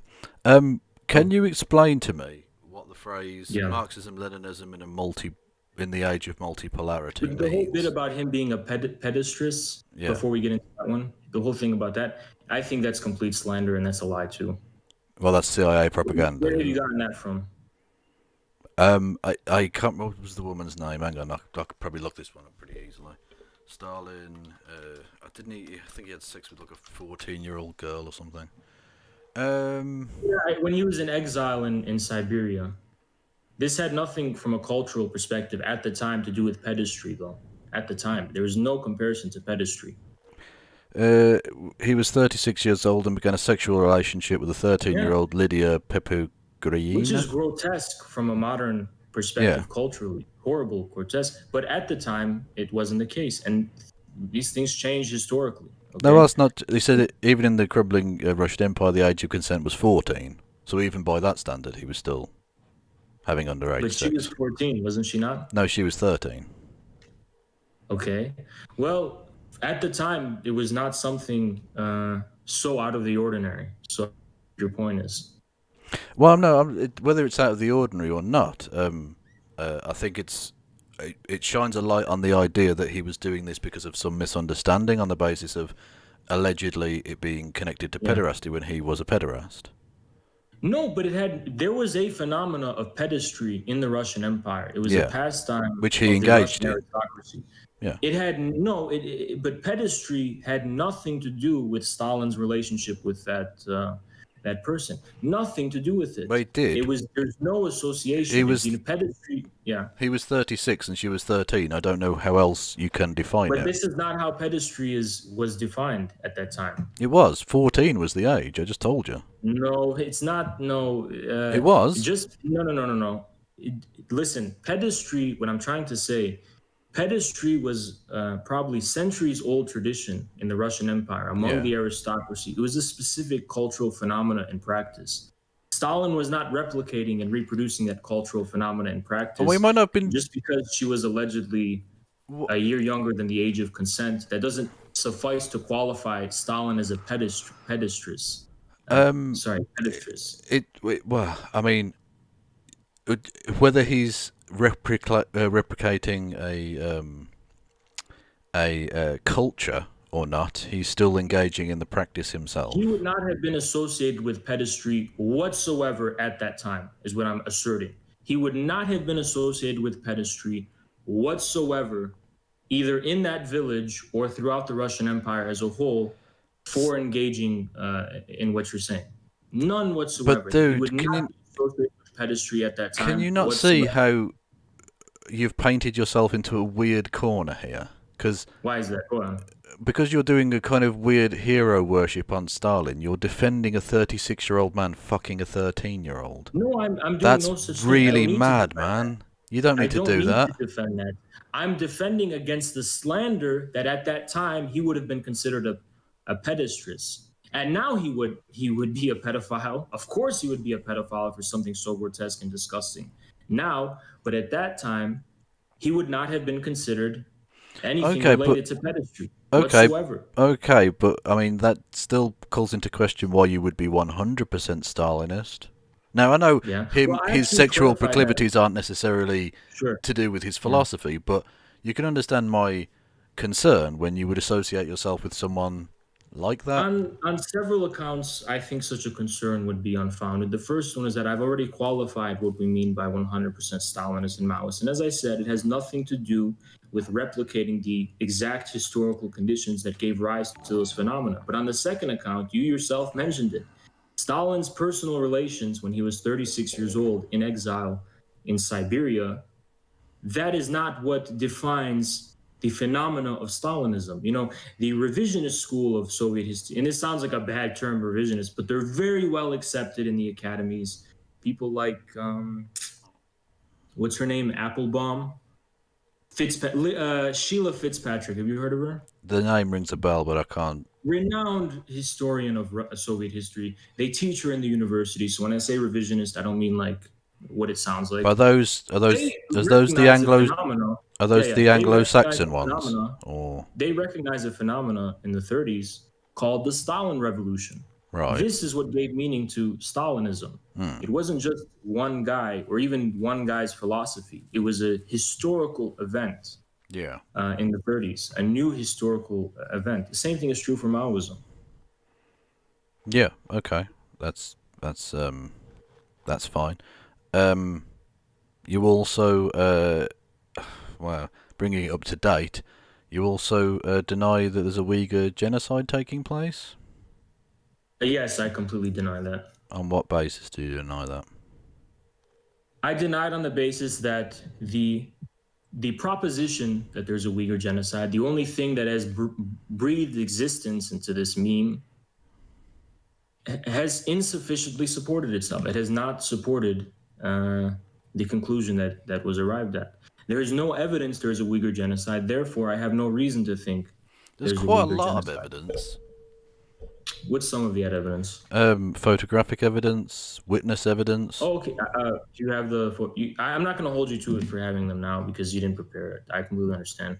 But, yeah, but you must know that the evidence, the photographs have appeared of these places. There are photographs, but what are those photographs showing? They're not showing a genocide. Rows and rows of male shaven prisoners lined up. There are prisons in Xinjiang, and there's also prisons in eastern China for Han people. Yeah. Now, obviously in Xinjiang, if I'm pronouncing that right, the prisoners will be majority Uyghur. Now, I won't deny the fact that there are special, what the Chinese government calls them, special vocational centers, specifically for Uyghur people in Xinjiang. Whether those exist in eastern China, I'm not familiar enough to know that, so I won't say anything. Considering the Xi Jinping is a pretty substantial Han supremacist, I would suggest that the Han prisons are mainly for Han prisoners, whereas these ones are probably re-education camps to try and drive a native culture from the country, which would be at least cultural genocide. Well, it's interesting you mention that because we actually have a Chinese member within our collective, Infrared, and he knows the trends that are going on Chinese social media and within China, right? Han supremacy and Han nationalism was precisely the phenomena that predated Xi Jinping, and Xi Jinping, the era of Xi Jinping, is precisely what has outmoded Han supremacy. You have to understand that so-called Chinese nationalism and patriotism encompasses all of China's specific ethnicities. So Han supremacy not the was Uyghurs, more associated actually with liberalism. And actually it's similar in Russia too. Russian ethnic nationalism is Navalny. Putin stands for Russia as a supra-ethnic state. So Xi Jinping is the same. So Xi Jinping is precisely not a Han supremacist because I would point you in the direction of Chechnya and the treatment of the Muslims there by the Putin regime as a precise example of that not necessarily being the case. I'm not going to stick up for Navalny, but Putin's garbage, man. Okay, now that we're on the subject of Russia, it was an ugly war, the Chechen war in the 90s and the 2000s. But after that war, what has been happening? Mosques are being built all over Chechnya. The Chechen people have an incredible level of autonomy. They're it's almost like a separate state. So it's okay to have slaughtered them as long as you're now allowing them to build mosques. It was a horrible and ugly war, right? But it wasn't a genocide. You know, I didn't say that was a genocide. I'm saying Okay. the thing happening in China is a genocide. I'm just saying your idea that he's embracing and by the way, multi-ethnic nationalism is not true. okay, are we going back to China or we want to stick on Russia now? Because I can say more about Russia, but I can also go back to China. It's up to Whichever you I just don't prefer, want man. Okay, sure. Going back to Russia, just because the Chechen war was a brutal war doesn't mean that the linchpin of this brutality was that Putin was a Russian ethnic nationalist who wanted to exterminate the Chechen people. Putin considered Okay. the separatism in Chechnya to be something that is undermining Russia as this big space, this multipolar civilization. Multi-ethnic civilization. So it's not. It doesn't mean he's a racist, for example. I would argue it certainly is a pretty strong indication of that. But also, what's his issue with self-determination? Yeah, I mean, I'm just open from an open perspective. Why do you think he's racist? I think a lot of what he plays into, a lot of the groups he stands, are pretty fucking disgustingly racist. The fact that he's outside of Russia? Pardon? Outside of Russia is what you mean? No, but inside of Russia, he's. Which groups? There have been various neo-Nazi groups who've been egged on by his people because he essentially uses them as a sort of pseudo-brown shirtist movement to attack gay people, for instance.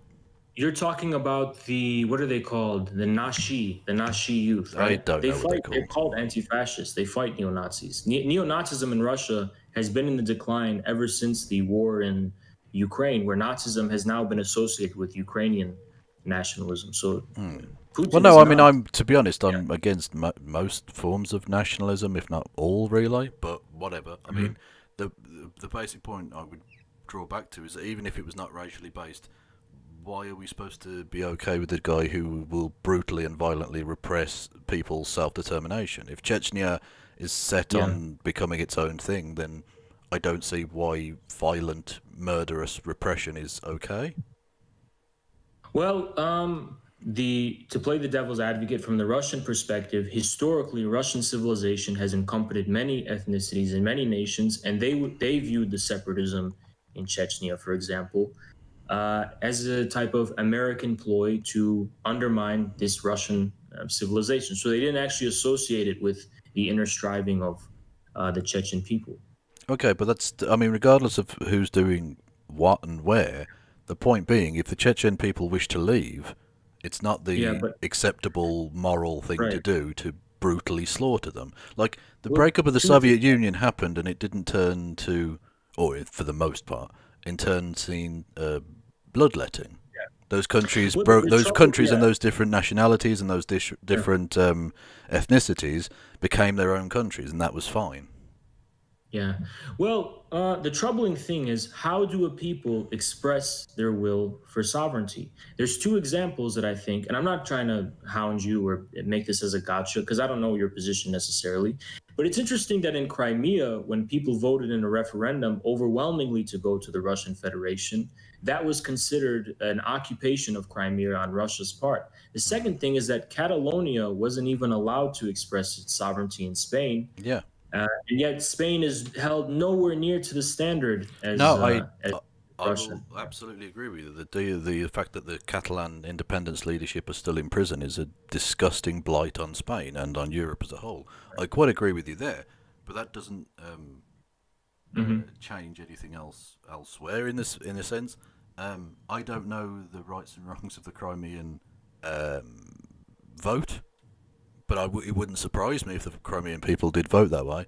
And if it were that way, then they should be allowed to secede and become part of the Russian Federation if they so wish. That's interesting. It's very interesting. I'm for self-determination. I think democracy is a good thing. I'm not familiar that the Chechen people voted in a referendum. I don't think they did, but I think it was pretty clear that a very significant chunk of the population wanted to leave. They didn't feel... And I think many still don't feel Russian. Yeah. But this is the troubling thing with issues of sovereignty and statehood. It's that being able to establish independence and sovereignty is, as in all things, the state is built upon violence, right? So any type of secession any type of secession whatsoever is a declaration of war, in a sense, against the state within which the territory Not had been not acquired. remotely. No, I completely refute Well, that in a point. manner that's outside of the law. In a manner Well, outside of that's the law. well, yeah. In that case, then the Catalan, you can't have a problem with what happened in Catalonia because that wasn't sanctioned by the Spanish government. Well, I know that from the Spanish government's perspective, it can find a way to justify it. I side explicitly with the Catalan people, it but I'm doesn't. not sure But it that doesn't for you, need for to. example, Under your yeah, definition that you have to get yeah. the say so of the central government, No, I'm not saying that. then the I'm not Catalan saying. leaders cannot possibly have Yeah, any complaint because the Spanish please, government did please, not allow that. please don't misunderstand me. I'm not saying you need the. I'm saying that politics in statehood is based on violence. It's also true in Catalonia. Um, but I just wish that they would hold Spain to the same standard that they're doing to these other countries, or they wouldn't hold anyone to that standard whatsoever. Is what I'm trying to point out. Yeah, that's In my yeah. view, for example, a liberation struggle, colonial liberation struggle, you don't ask permission to wage a violent war of liberation. You just do it or you fail. That's how I view statehood in general. States are based on violence, and Yeah, but it aren't is a you? matter. It's But a aren't matter you? of the jungle. There's no common But aren't you pro-state? universal state that's going to implement rules and decide that outcome. But in the case of Chechnya, we can identify the leaders of the Catalan independence movements. Who were the leaders of the Chechen separatism and secession? And would you be so keen on identifying with them? Because I certainly don't have an issue supporting the Catalan forces of independence, but I wonder if you would take issue supporting the forces of secession with Chechnya. Well, I don't know the individuals involved, but in general, I stand The with organizations. Yeah. yeah, well, yeah, or organisation. Yeah, I can't speak to that off the top of my head, but I've got no problem with standing with the Chechen people, but I don't know the leadership of that those organizations particularly well. Yeah. But how are those people, according to you, being given expression in the case of the separatism? Because as maybe you're not familiar with this, and that's completely fine, but you know that foreign imported Islamic fundamentalism was the prevailing force behind the separatism. Well, possibly behind the violence involved. Yeah, although again, I'm not going to for a second stand up for any fucking Islamist nonsense, of course. But what I will say is that if you see people who you consider your kin in some respect being brutally oppressed by Russians, you might well go there in the same way that, I mean, it's a different historical perspective, but if the same way that people in the Mujahideen who weren't necessarily from Afghanistan, if you see what you consider to be your land being invaded by foreigners, you're far more likely to go there and defend your people. But don't you think it's a little curious that it seems like you're more concerned about Chechen independence now than the Chechen people themselves are? I haven't seen any indications that people in Chechnya... No, I'm not that... No, well, it's not a massive priority for me. I just... Well, how are they being oppressed? You know, this was my question. Well, I'm not today. suggesting they necessarily are now, but I'm saying they were in the past, and I just raised that as an example of maybe Vladimir Putin not being the soft, fluffy, multi-ethnic liberal you want to try and make him out to be. Oh, please don't get me wrong. My paradigm of multi-ethnic polarity and civilization and polity doesn't actually come from liberalism. It comes from Genghis Khan. It comes from the Mongol era, that type of universality. You have to understand that... What brutal rape and destruction. Yeah, you have to understand that multi-ethnic civilization and this type of ambiguous national syncretism predates liberalism by several centuries. Yeah, absolutely. But it was the default for human civilization before the nation state and before liberalism, actually. There was no pure of blood ethnic nationalism before liberalism, actually. Well, yeah, basically so, yes. That is true. I find it interesting that you would prenade Genghis Khan, though. Jesus.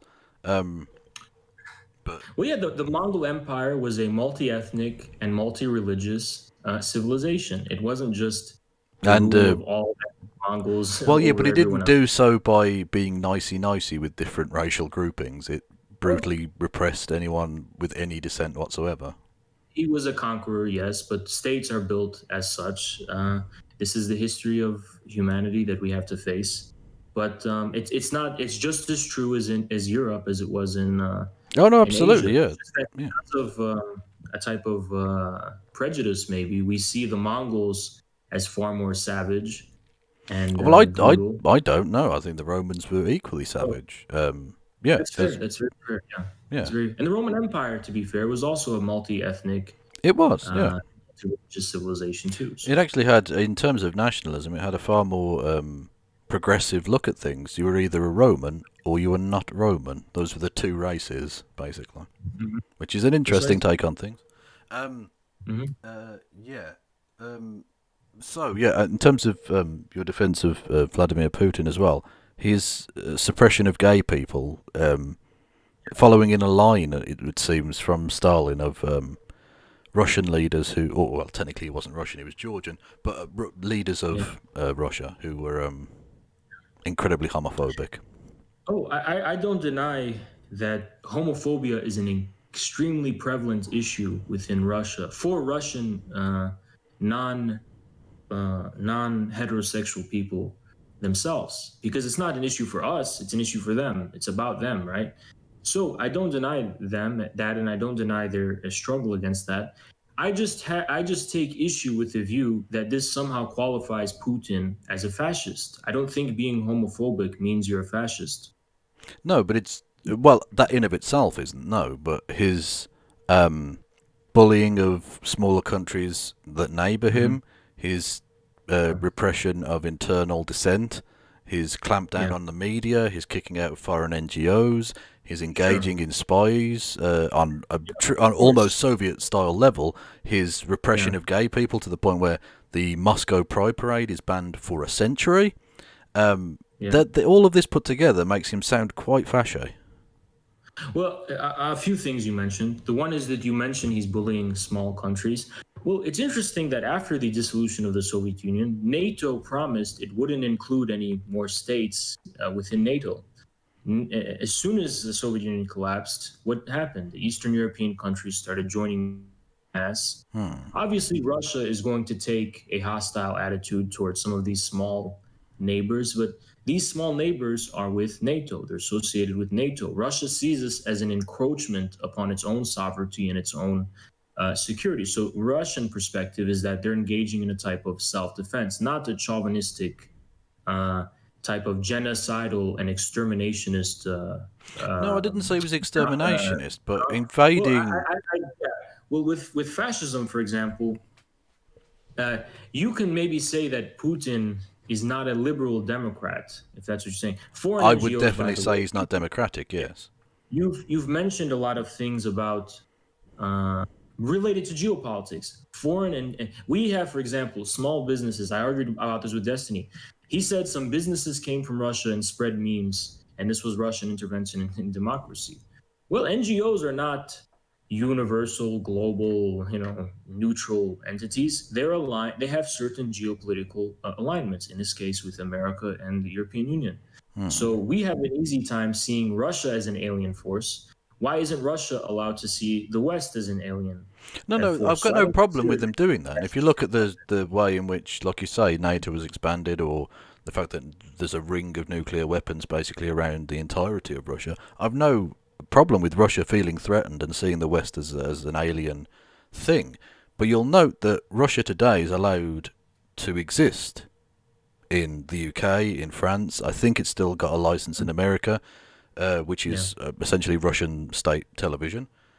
But the yeah. BBC is often banned in Russia. Foreign NGOs are banned in Russia.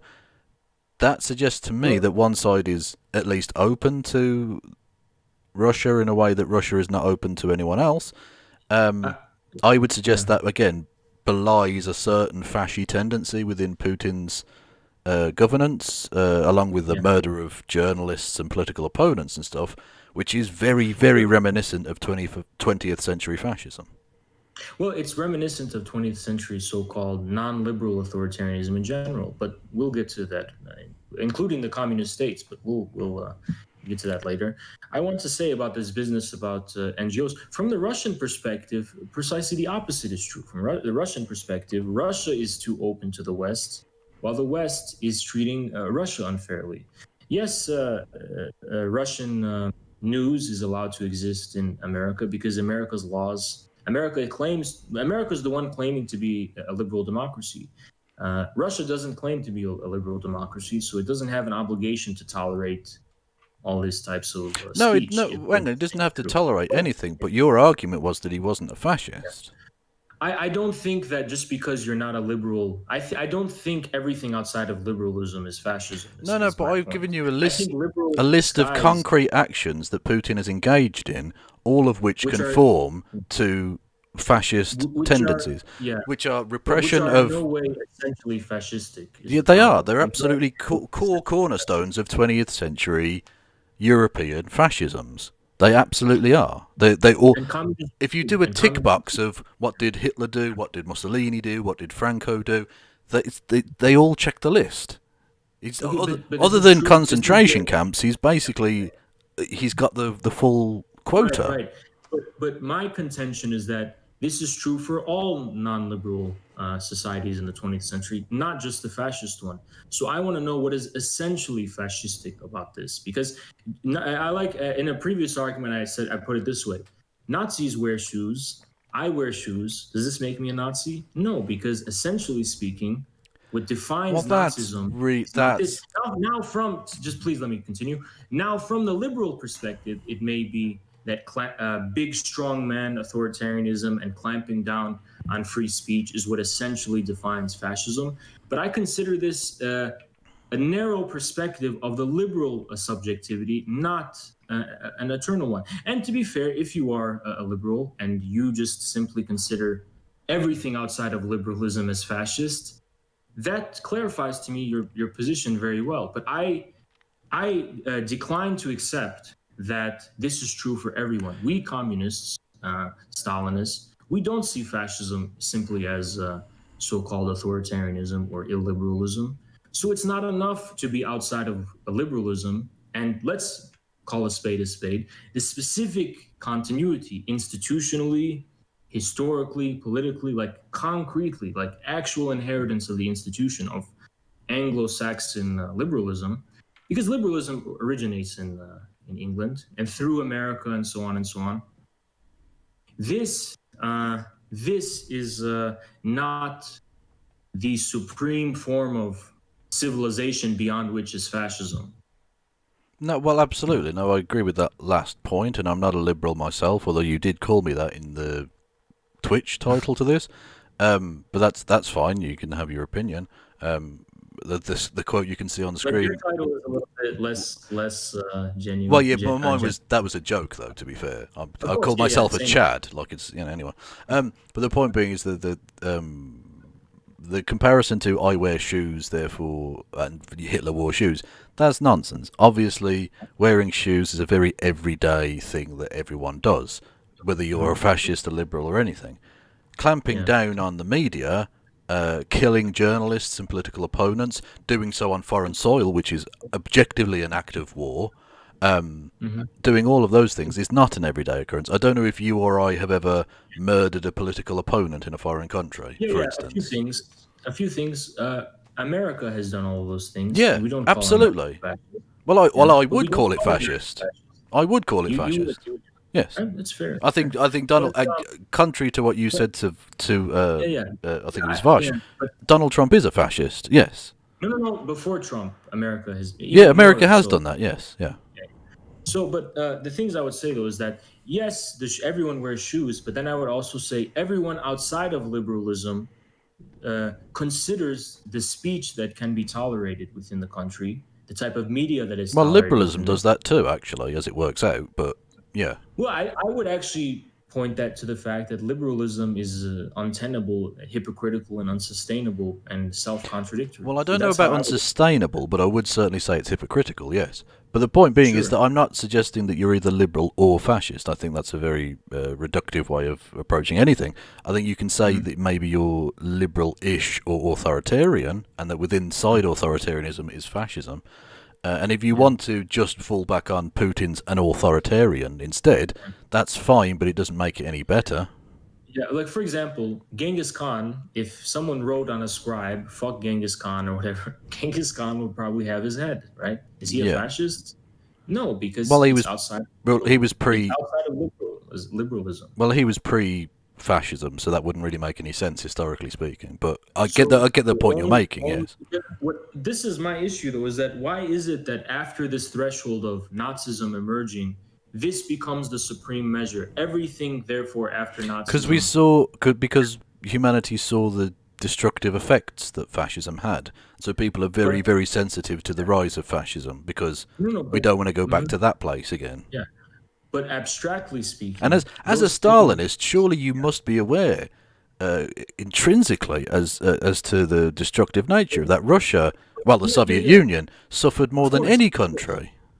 Yeah, of course, but from the Stalinist perspective, from that perspective, anti-fascism means something different. From the Stalinist perspective, NATO inherited the exterminationist and genocidal threat that the Germany, which was considered the West, Nazism, posed to the Soviet Union. The Warsaw Pact, the statue, where is the statue? I forget.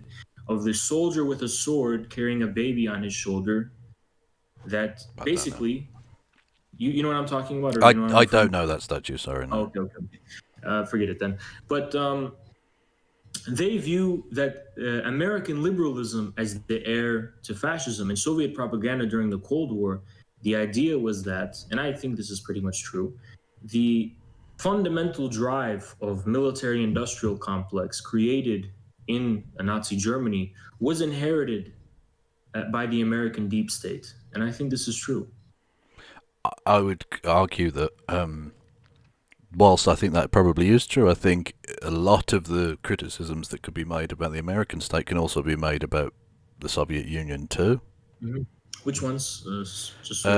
It's imperialist agenda in several parts of the world. You mean Afghanistan? Well, not just Afghanistan, but Afghanistan's a pretty... well, the most recent one, because obviously it happened just before the dissolution and all of that, or about a decade before. But yeah, it's use of pseudo-imperialism in the Eastern Bloc after the Second World War as well isn't exactly great. And I understand, and again, I absolutely understand in the same way that Russia now sees the West as a threat, it could understand it doing so, especially when the West had a nuclear weapon and Russia didn't during that period. Yeah. That's fine, but that doesn't make it any less imperialism.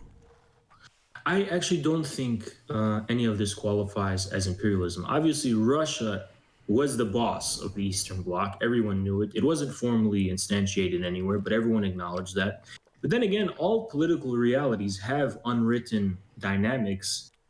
But nowhere was this ever formally written in stone. It just was the case, objectively maybe. But that's true for everything, right? You can't just call it fascist because it cannot be exhausted within universal equality of liberalism. The second thing is that there is no comparison between the way the USSR, whether in Afghanistan or anywhere else in the world, no comparison between the USSR's foreign relations to the level of American universalistic interventionism and containment policy during the Cold War. Simply no comparison. If anything, it's completely the opposite. The Soviet Union's so-called military-industrial complex served the purpose of aiding peoples of the world fighting against colonialism and European and American imperialism. This Soviet Union's so-called, because I saw someone in your chat say, didn't the Soviet Union have a military-industrial complex? Well, it depends on what you mean. Obviously, it was manufacturing arms to defend itself, and it was manufacturing a lot of weapons and so on to send to people fighting for their liberation. But it wasn't doing this for the purpose of, for engaging in a chauvinistic, exterminationist war of genocide against the people it deems inferior and lesser to itself. Well, I don't know why it has to be exterminationist to be... I can actually to be imperialist. I can explain that too if you want. Yeah, go for it. Yeah. Yeah, well, what I view it actually is that we have to go back. I'm sure I'm not going to detour this, derail. It's going to seem like it's not relevant, and you're going to see how it's relevant. We have to go back to modernity. Modernity began in Netherlands or England, somewhere like that, right? Right. This is where what we call modernity began, and liberalism, and so on and so on. Modern civilization, so-called modern civilization, was first emerged in Europe, right? The trouble is that modernity was something so traumatic in the way it overturned the past that this trauma was exported elsewhere with colonialism in Europe, like the century of humiliation, when with the gunpowder diplomacy against Japan, and all of this was incredibly shocking, traumatic against these other people. The issue is that when non-Western peoples pass through this trial of modernity to industrialize themselves, to enter the fold of modern civilization in an independent way, there is an impulse within the West, an exterminationist and genocidal attitude towards them, because the West does not acknowledge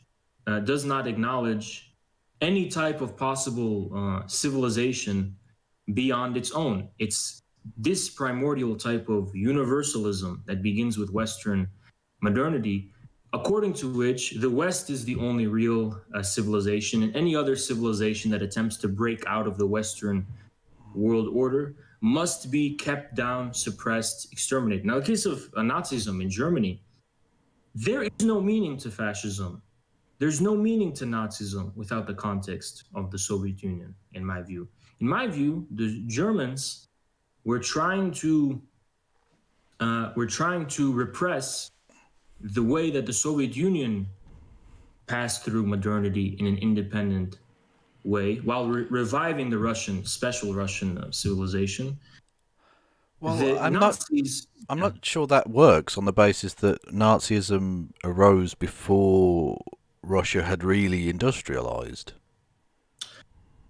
It's not important that it industrialized yet. It had the October Revolution. This is what sent the shockwaves, the fear shockwaves. It was the October Revolution. But I think that the reason the Nazis ever got to power, though, and this is the important thing, was because the German ruling classes and again, no Anglophobia here, but it's just a matter of historical fact, the American and English elites, alongside the German industrialists, wanted to destroy the Soviet Union, basically.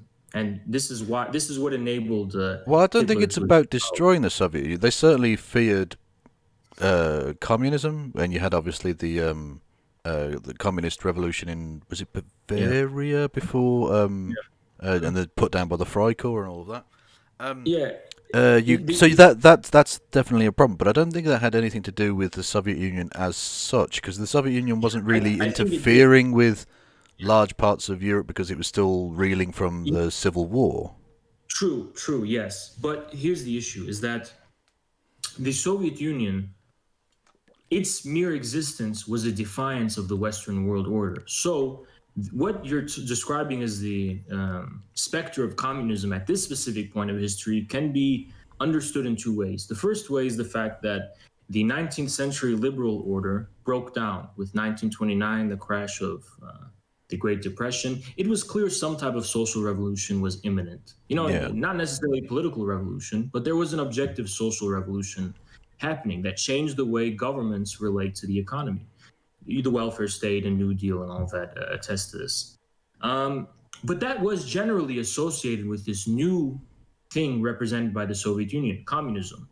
And Soviet Union is what gave proof to the fact that it was a real possibility, a real threat. The second thing was this decline or the threat to the world colonial order. The Soviet Union also was a beacon of light and hope to the colonized peoples of the world. Its existence was a defiance of the West's colonial rule. So, but instituting its own colonial rule, even if the conditions would have been slightly better in some respects, doesn't make it less colonial and doesn't make it therefore Who's less. colonial? Pardon? Yeah, who's colonist? I would argue the way in which the Russians treated Eastern Europe was essentially little more than colony. After World War II, you mean? Yeah. I don't agree. I don't agree that it was comparable to colonialism. Maybe you can say it's comparable to the neo-colonialism that people talk about in relation between it's Europe vassalage. What's that? It's vassalage. Not formally, though. So it's not. Well, it doesn't matter. Well, look, in the same way that a mafia boss will tell you, nice house you've got here. Unwritten reality. Yeah, this is the unwritten reality of all relation between states. Well, exactly. But the point is, just because it's not written down, I, Joseph Stalin, want to fuck you over, Czechoslovakia, doesn't mean he doesn't want to fuck over Czechoslovakia. Yeah, I think this reflects differing views of geopolitics from the liberal perspective and a more post-liberal, maybe communist perspective. Just because it would not have been tolerated for Eastern European states to defy the Soviet Union doesn't mean that they weren't allowed to be given particular national self-determination and expression. Yes, it does mean that. It precisely means that. Please let me continue. The reason is because the liberal view of rights is basically a blank check. I have the right to do it no matter the circumstances, is what it is. And this is the condition of equality. But a post-liberal view, communistic view, if you will, or Marxist view, whatever you want, Asian view maybe, is basically that there is no blank check. The relation is always a determinate relation. So there's a meaning to defying the Soviet Union. It's not simply a blanket expression of your own sovereignty. In actual concrete terms, defiance of the Soviet Union means you're allying with the West. That's what it actually means concretely. But it doesn't literally. But it doesn't literally mean that. And if you're going to say that you're free as long as you do exactly what I want you to do, that's just slavery by a different name. Listen, there's a few problems with this. What is the content of this want? The Soviet Union wants these countries not to ally with the West. Other than that, what does the Soviet Union care that they do independently? There was an incredible. Well, they want to make sure, in the same way that the British, for example, in the same way that the British use their colonies for trade, you can get raw materials from these other countries in ways that you want to. But what you're saying doesn't even make sense. Why was it that Chechnya was able to defy the Soviet Union? Why was Yugoslavia able to defy the Soviet Union? The only time the Soviet Union invaded Czechoslovakia, which by the way had nothing to do with Stalin, but the only time the Soviet Union invaded Hungary and Czechoslovakia was when the communist governments in those countries were begging the Soviet Union to intervene. The Soviet Union wasn't just saying, when Russia's puppet governments asked the Russian goods to go in there, they imperialistically went in there and slaughtered people. That's imperialism. That's no worse than the French slaughtering those in Ivory Coast or the British firing upon the Indians at the there's no comparison. You call them Amritsar massacre. I think those represented the independent communist forces within those countries. Now you can call But they're not independent. We've already said they're not independent because if they don't do what Russia tells them to... I disagree with your view of sovereignty and independence. I simply disagree. I think under your version of it, you're basically suggesting that there's no relation that could exist that isn't basically imperialism in practice. It's not imperialist whatsoever, because my view, for example, of the Mongol universality, not the liberal universality, is based on determinate relations, has nothing to do with this blank check rights. So it's just might means right then? What's that? It's just might means right. If I've got a bigger stick than you, I get to tell you what to do, and that's just life. No, but you're assuming an arbitrariness that isn't there. Maybe its might is right, but there is a determinate content of that might. It's not a random, completely arbitrary, completely senseless, meaningless, arbitrary power. It has a determinate content. That's the difference. Right, but that doesn't make any difference to the fact that the bigger power is still imperialistically forcing its will on smaller powers. It's still, like, I don't care what you call the bully. The bully is still a bully. Qualified as imperialist is the problem, though. It can't be qualified as imperialist because there is no blanket intervention into countries that, from a civilizational Well, perspective, have it not. doesn't have to be blanket.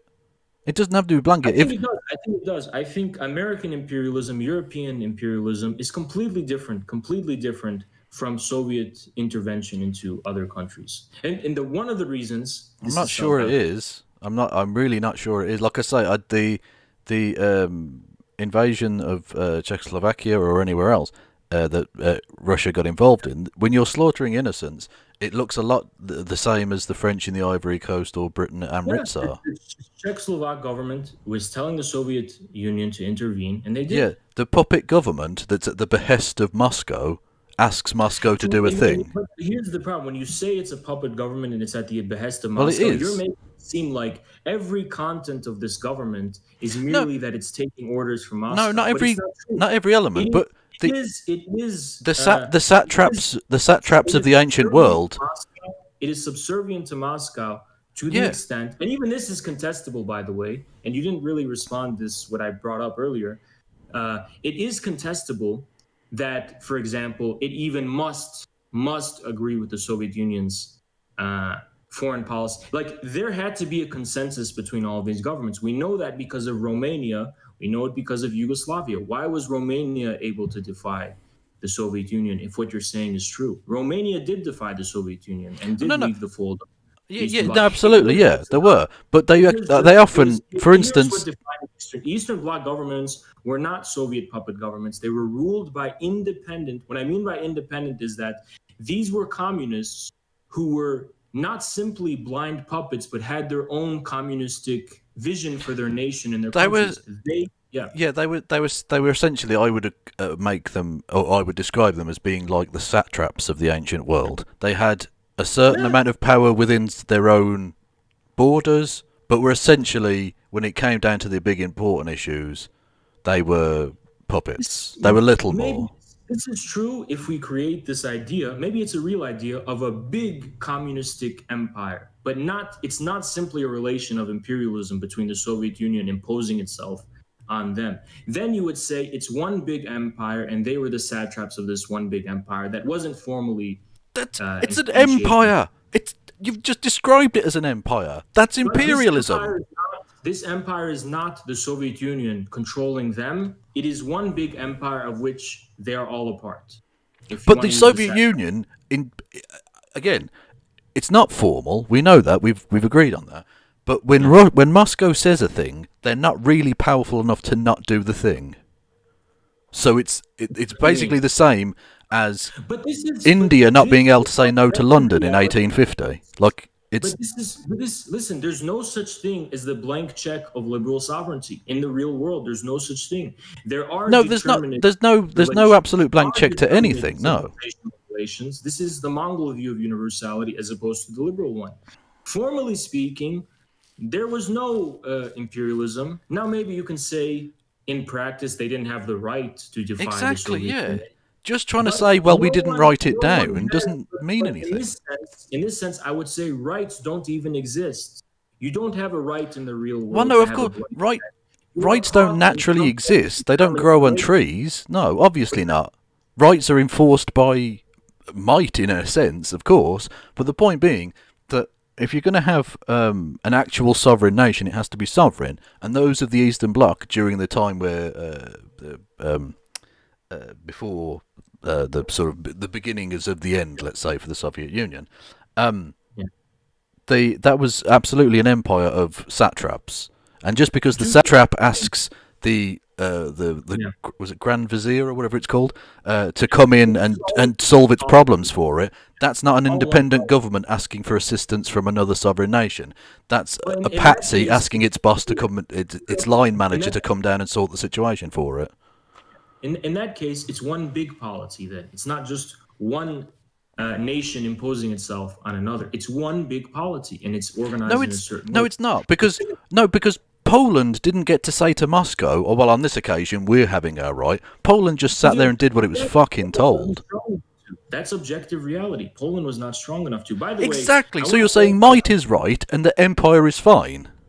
Objectively, this is the sobering truth of reality. But I want to say a few things. There's a few reasons why this is a little bit confusing. The first one is people in my chat. I just want to tell them, guys, I'm not talking about Lenin's imperialism, because we're talking about imperialism in the more charged sense within the Cold War, of the unprecedented and chauvinistic way in which European countries and America are intervening in other countries. So I know there's a more technical meaning, but I'm using the common sense one. We don't have to get into this technical one. The second thing is regarding this meaning of imperialism. The point of imperialism is not that it is wrong per se from a normative whatever perspective. The point of imperialism is that Marxists objectively recognize in the anti-imperialist position the revolutionary one, the one in which inheres the actual future. It's not simply that we say imperialism is morally wrong. We say the forces of anti-imperialism will prevail objectively. There's a quote from Mao Zedong, the winds blow in the eastern direction. It wasn't this moral claim that I believe imperialism is wrong, therefore, no, you don't begin there. First, you begin with what are the forces of anti-imperialism and what is imperialism objectively? When we understand it from that perspective, it clarifies why the Soviet Union is not imperialist. Well, yeah, but there's a lot of special pleading going on here. You're basically trying to redefine what imperialism is so that the obvious imperialism of the Soviet Union isn't imperialism. I'm rejecting the moralistic and over normative sense that you are attributing to the word imperialism. Of course, might is right, but anti-imperialists would say the anti-imperialist forces are the mighty ones, and the imperialists are the paper tigers. That's the right. Of course, might is right. Well, yeah, but you're defining from the very start. You're going backwards at this. You're saying that Soviet Union was anti-imperialist when its actions clearly show that it wasn't. No, its actions corresponded to the decline of Western imperialist global order. Well, it coincided, but I mean, to a degree, although it could be argued that America hadn't declined by that point. From the Maoist perspective, saying there was a special social imperialism unique to the Soviet Union itself, that was being a new type of system that was created besides the Western kind, I think is where you're coming from. Right, but I don't care. My problem isn't Western imperialism, it's imperialism full stop. There's no such thing as imperialism in general. Imperialism is always concrete. No, it's always different. But my point is, I've never seen an example where imperialism wasn't disgusting. So I'm not suggesting that I only have a problem with Western imperialists. I'm saying imperialists of all stripes are evil bastards. But before we can say it's evil and disgusting, we must know what actually is.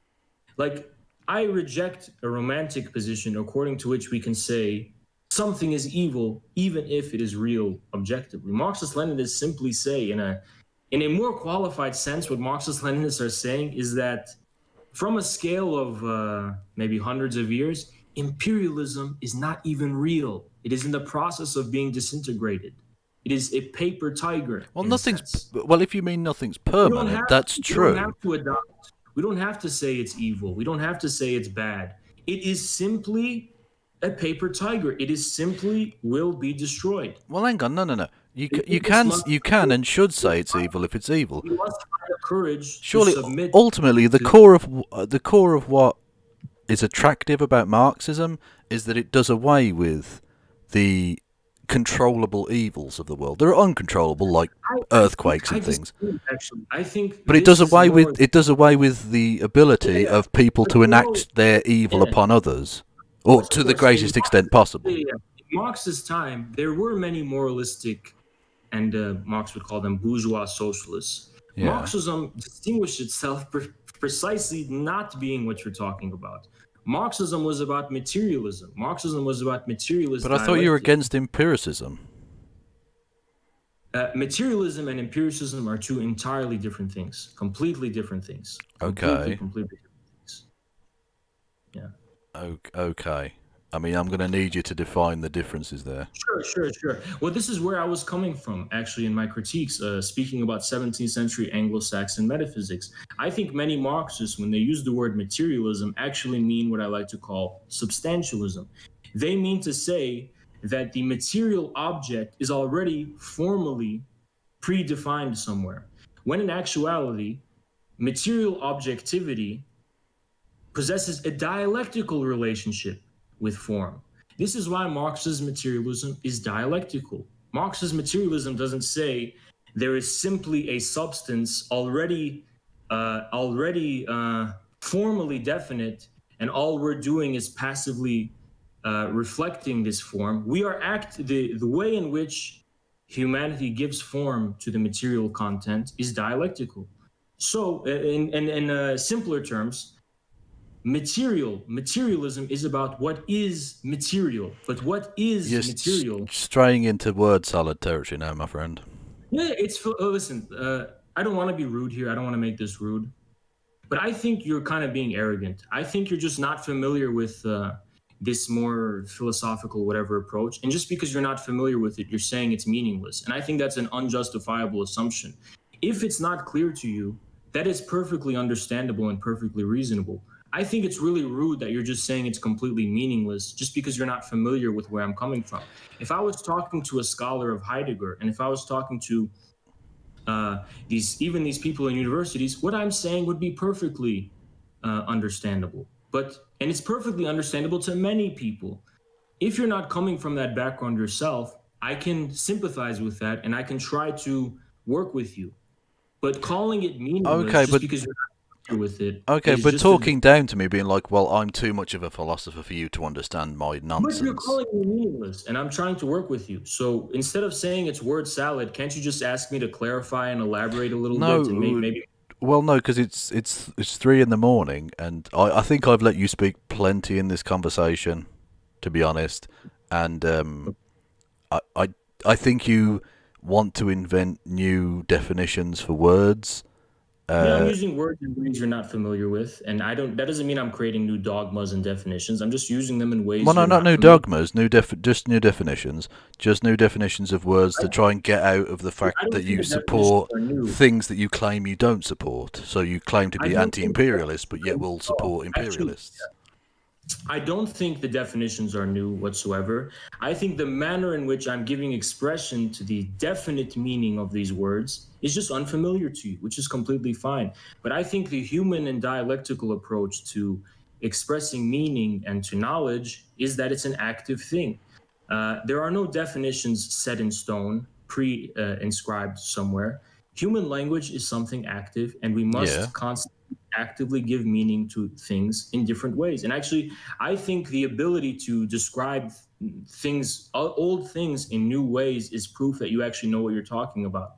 If you're only using words in ways that other people have already used them in the sense of, you're not actually proving you have an independent understanding of these words. You're just repeating what someone else said. No, but the point I would make is not that you're describing the same thing that happened in the past in a new way. I'm saying you're redefining what a concept is to try and make it seem like the thing in the past wasn't the thing that it was. Yeah, whatever definition you have attributed to that concept is precisely what I'm contesting then. I'm contesting that your definition of that concept can even be assumed in the first place.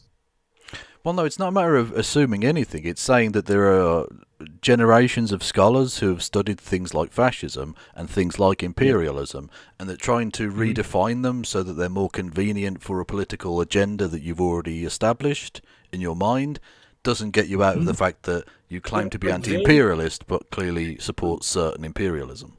Sure, the scholars you're talking about are looking at the phenomena and giving it expression in their own way. I'm looking at the phenomena and giving expression in a new way. I don't see why I must agree with. I don't see what makes them holy figures whose definitions I have to agree with. There's nothing holy. No. There's nothing. The content of what we're talking about is accessible to all of us to think about. Yeah, no, absolutely. I'm not suggesting that they're holy. What I'm suggesting is that there have to be some broad definitions of words in order for a conversation to be understood by both parties, right? So we know that when I say the word car, we know what it means. It's a motorized vehicle, etc., right? Sure, and so when we're describing something a bit more complex like imperialism, that's fine. that you have to go into a bit more detail. But I think I did go into pretty significant detail as to how the Soviet Union's interactions with those other countries was imperialism. And you can say that's fine, but what you can't say is that's fine and I'm against imperialism. No. I don't have to be against imperialism. I can merely be an anti-imperialist as someone who bears witness to the recognition that imperialism objectively is a paper tiger, is my point. And I've been trying to make that point. Right, but that's contradictory. You can't say I'm okay with certain imperialism, but I'm anti-imperialist. No, that doesn't make sense. Logan, That's when you say that's a married bachelor. Logan, when I think, maybe we just think differently. When you say I'm okay or I'm not okay with this, for me, when I say am I okay or I'm not okay with this, I have to also take into account the concrete and practical sphere of my intervention in relation to it. What does it mean to be okay and not be okay with it? I have to understand. You can't philosophize your way out of this. I'm saying, do you... Please let me finish. I have to understand what power I have over this, where I stand subjectively in relation to this phenomena in the first place. I don't say I'm not okay with imperialism. I say this is imperialism. Here are the forces of the contradictions internal to it. I recognize in these anti-imperialist forces the kernel of the future. That is, to me, the meaning of Marx's scientific socialism and materialist dialectic. Marx does not say I'm against capitalism. He says in capitalism, I recognize a contradiction, the proletariat and the bourgeoisie. I see in the proletariat the future. This is Marx, almost his own words. Yeah, but you're literally, you're saying I'm anti-imperialist, but I'm not anti-imperialism, which doesn't make sense. Yeah, anti-imperialism, so there's anti-imperialism in the normative sense of I am against imperialism, here I stand. Yeah. And there's anti-imperialism in the objective sense. I am giving expression to the objective forces of anti-imperialism that exist in the world. I hope I'm doing. But your definition of what you consider to be the objective forces of anti-imperialism are not anti-imperialist. Well, not. You're just adding a label. You can slap the label of a car onto a space rocket. It doesn't make it the same thing. My sense of those forces in the 20th century is different from yours for reasons that remain unknown to me, because I've clarified my position and you just say you reject it, which is fine. But I said the sense of the anti-imperialist forces that I have in relation to the 20th century, to me is clear, was not themselves, maybe from a Maoist criticism, there's a social imperialism. I think it's a little wishy-washy. A separate type of social imperialism that was emerging is an open question. I think it was more rhetorical and more impassioned rejection or surpassing of the old Soviet socialism by Mao. But in my view, I completely disagree that I have to redefine and have all these mental gymnastics to come to this simple and sober conclusion. There's no comparison between Soviet power, objective power it is able to exert over other states. There is no unconditional relation between states and geopolitics. It doesn't mean that it's the same as Western imperialism. Okay, but you can use that same basis to try and basically say that US imperialism is fine then, because the US is able to impose its blockade of Cuba. So that's fine then. Okay, maybe we can make this way more clear then. Do you think that the Yuan dynasty, the Chinese Yuan dynasty, the Mughal Empire, and the Safavid dynasty, the Persian Safavid dynasty, and maybe the Mongol Empire, do you consider those imperialists? Yes. Okay, then it's crystal clear why you would say the Soviet Union is imperialist to me. But I just think that the phenomena of Western imperialism, beginning from modernity onwards into the 20th century, is qualitatively distinct from these world historical empires. Because the Mongol Empire used force to extract, at the very least, tribute and soldiers for its further conquest and rape of those lands. Which is very much the race for Africa, but in a different part of the world and a different time. I completely disagree there's a comparison. To me, Western imperialism begins with liberalism and modernity. I can get more into it if you want. Well, Western imperialism, but I'm not suggesting that the Khanates were Western imperialists. In the They were modern just sense. imperialists. Talking about imperialism in the modern sense. Your notion of Soviet Union as imperialist, you're saying it's imperialist more in the pre-modern sense. I'm talking about imperialism in the modern sense of the word is what I'm trying to get at. Wangan, you can't say it's pre-modern when I all do of those think nations were industrialized. They used they literally as a tankie. You should know they used tanks to go into Prague. Like it. Form of power, yeah, but the form of power relations you're trying to qualify as imperialism is more akin to the pre-modern type of imperialism, which But why is is that? completely different. Why is that any better? That's still subjugation. It's not a question of better or worse. We didn't get into this moral judgment. We just Okay. Well, I'll ask you this pretty simply then, right? Is the ancient form of imperialism okay? Do you support that kind of imperialism? It's arrogant. It's arrogant to say it's okay or it's not okay. Who am I to say it's okay or it's not okay? What reality does it possess, though? Is the real Okay, but question. okay. Well, the same can be said for the U.S. imperialism. You can't say. I Well, agree. it's surely it's I agree. arrogant of you to sit in Mao judgment. It's arrogant of And you to sit in judgment of the blockade of Cuba. 100% agree with you. And Mao's view of the Western imperialism was that it was a paper tiger. And I agree with that. I don't know. I think the victims of the Contras might disagree with you slightly as to whether it was a paper tiger or a very actual tiger. But who avenged those victims? Is it going to be moralizing people in the West saying, I think this is wrong? Or is it going to be the patriots, the freedom fighters, and the revolutionary soldiers defending their country? But it doesn't. Okay, yeah, but that's fine. I agree. Moralizing liberal Americans are not going to avenge the victims of the drug wars or anything like that. That's not the point I'm making. My point is, if you're okay with the various different types of imperialism, or at least you're not prepared to sit in judgment of those other kinds of imperialism, how can you sit in judgment of American imperialism? I sit in judgment of them, but what is the content of that judgment? I'm analyzing what is happening. But no, but you would surely, as a tanker, you would say that American imperialism is bad. If you want me to simplify it, the whole pathology of liberalism, rendered in philosophical terms, which is different from materialistic terms, but rendered in philosophical terms, the whole pathology of liberalism is saying, first we decide what it is we consider good or okay, abstractly, completely against the void, against complete indeterminate reality, and then we superimpose our position upon reality. Okay, it's actually precisely this that I think distinguishes modern imperialism from every other type of empire. Okay, I'll ask you a very simple question then. Explain something. Other types of empire, like the Mongol Empire, after conquests, enter into a syncretic relationship with the conquered, and a dialectic emerges that gives rise to a completely new civilization. At no point do they say, here I am, here I stand, the Cartesian, I think, therefore I am, and then say, here I am, here I stand, and I simply impose myself upon everyone else. Okay, I'll ask you a very simple series of questions then, right? Yeah. Is American intervention in, let's say, South America good?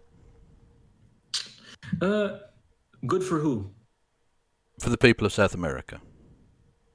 According to them, no. And that's why the people of South America will triumph. Okay. No, it's not hard, but... So do you think, therefore, that in the same way that, say, the Contras did in Nicaragua, slaughter people, do you think it was good that, let's say, hill farmers in Afghanistan were slaughtered?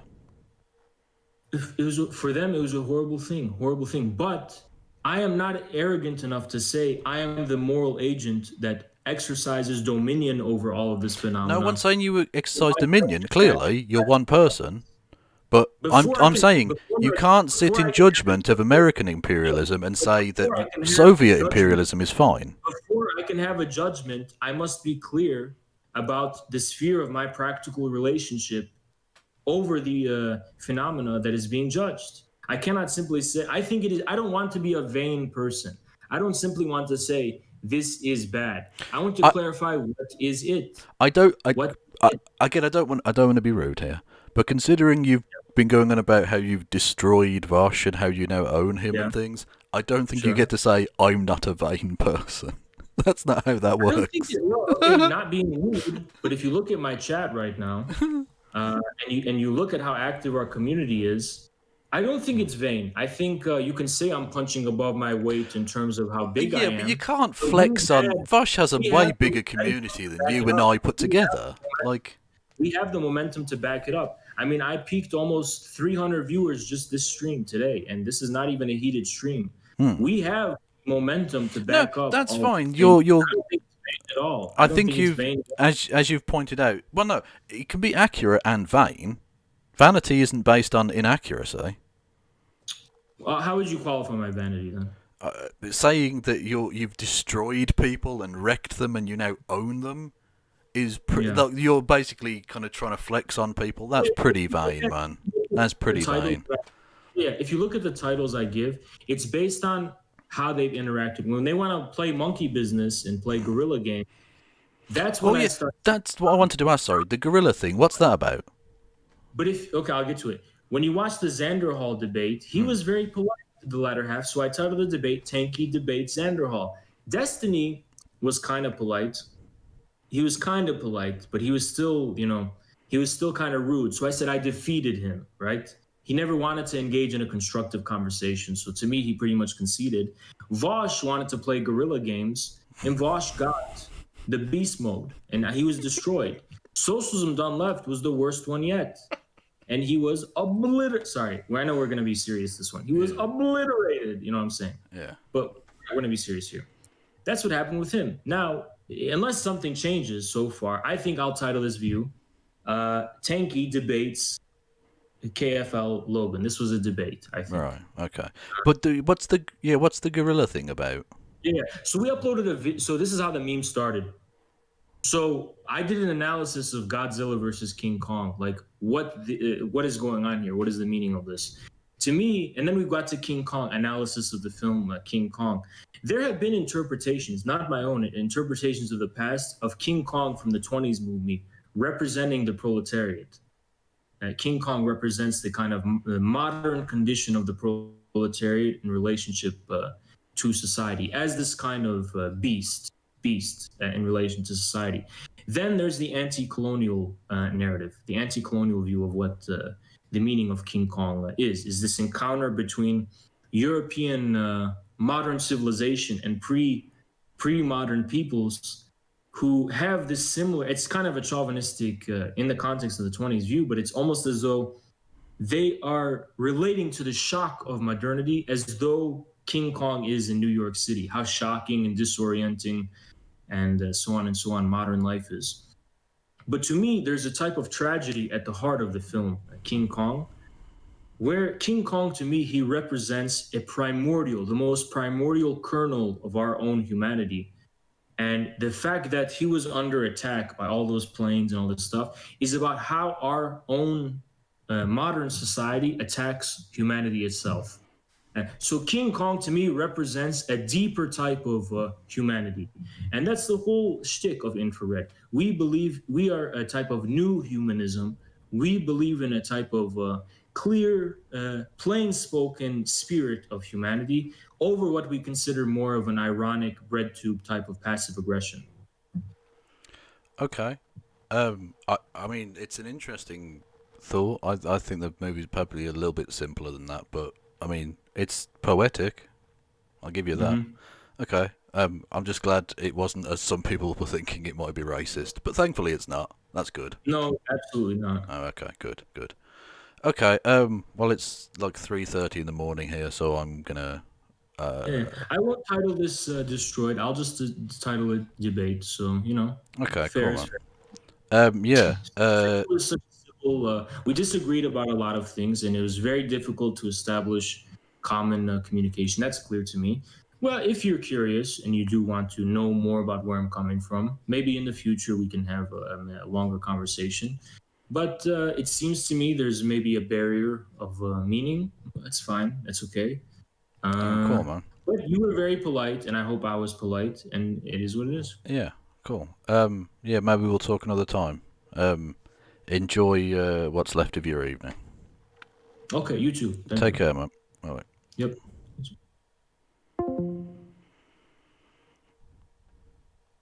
Mercy me. That was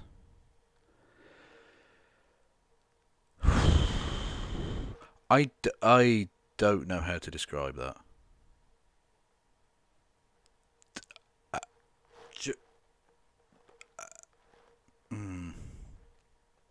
I'm trying to collect my thoughts.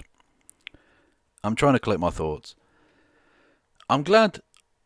I'm glad. At first I was sort of went into it and I thought, I hope he just shouts at me and then we can be done in 20 minutes and I can just have a laugh with it. But it started off okay and went it was civil. And that's quite nice. I'm glad it went that direction. I feel that's more naturally my... I can get beast mode, but I prefer to just go with it. Just talk and try and tease out a few bits and bobs. Until... Yeah, exactly, I do boring. Yes, absolutely. I found that was... I'm glad that I managed to eventually tease out of him that imperialism's basically okay if it's not Western, because that's basically the tankie position. The tankie position is Western imperialism bad, other imperialism that's fine, which is pretty shoddy. My problem isn't Western imperialism, it's imperialism, whether it be Western or otherwise. So that was fine. There was a lot of word salad. I didn't want to be rude because I felt like he was engaging, peaceably or whatever, and I didn't want it to turn into just a shouting match because I felt there was some interesting perspective there. I was cool with that. And hopefully I showed. I didn't... Because that's the whole point. Is that debate or conversation shouldn't be about trying to own a person. I know I've got destroys in the thing because I thought it was going to be all shouty and screamy and all the rest of it. But I feel like I did a much better thing than that by hopefully showing that that position is wrong. Hopefully, if people actually listen to this, that the things he was saying were incorrect. I mean, historically, there's no doubt that some of the shit he was saying was incorrect. There's no... come on. Is it just me? Can I get some feedback from the chat on this? The Soviet Union was doing imperialism in Eastern Europe. There's no fucking way that... I don't know... And I literally, he was like, yeah, maybe it is a satrap empire, but it's not imperialism. What? Then words don't mean anything. Words have ceased to have any fucking meaning at that point. When you're saying, I'm okay with imperialism, but I'm anti-imperialist, that's gibberish. Come on now. That's poor, man. Fuck me.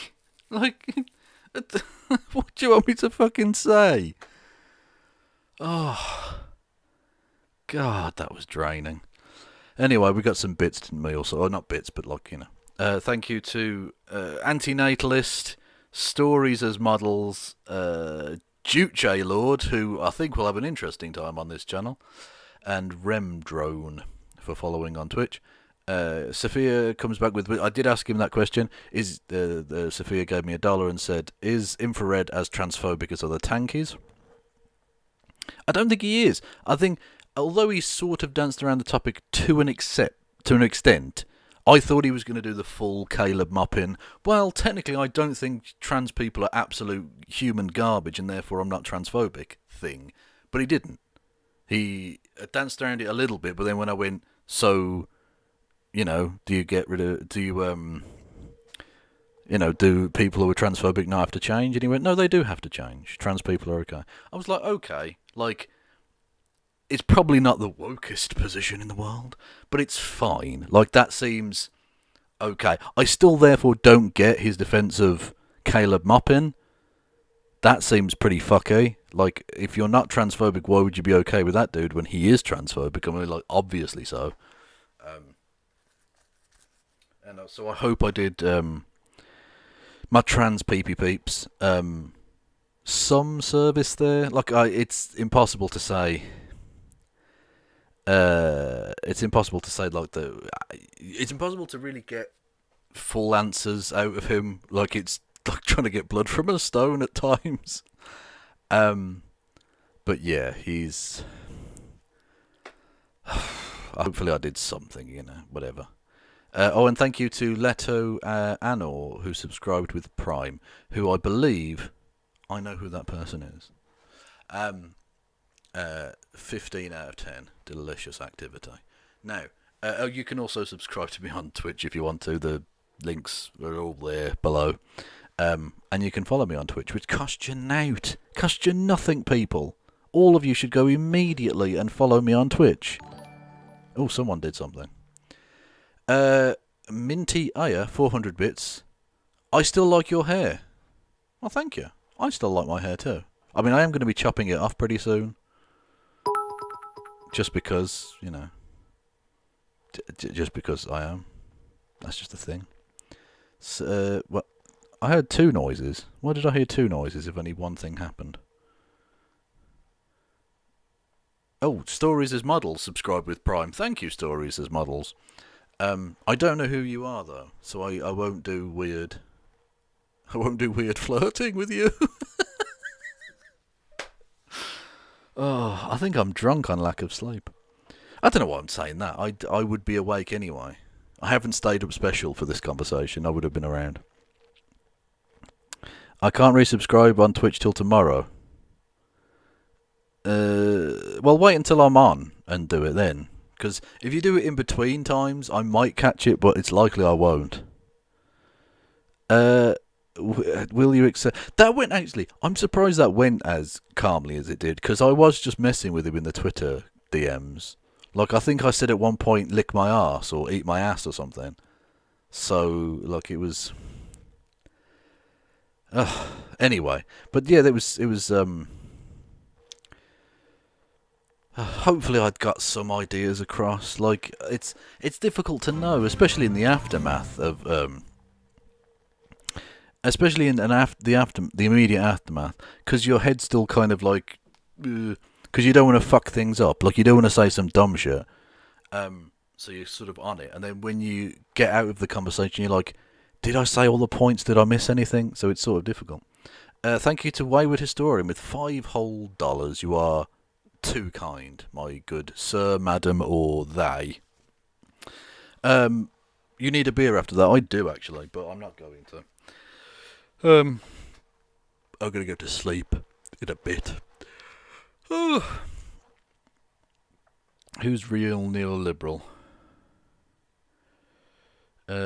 Monkey, save me. I just did it once. Did someone block neoliberal? Real neoliberal? I mean, if they're actually a real neoliberal, they're probably a douche. But... if it's just the occasional monkeying, that'll get clipped, won't it? That'll get clipped as me being racist. What was I going to say? If someone puts the occasional set of monkeys in the chat, that's fine. That you don't have to ban people for that. Especially, like, I could understand you being itchy trigger finger tonight because the weird monkey spammers, again, that sounds racist, fuck me. The weird people who spam monkey emojis in the chat were out in force, but that's fine. Anyway. Oh yeah, no, like, I'd rather be too over the top with the banning than have like a community where we just allow weird shit to get passed.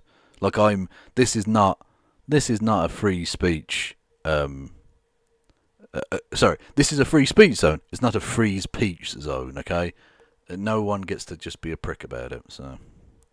Anyway. Yeah, have a good night to whoever was leaving there in the Twitch chat.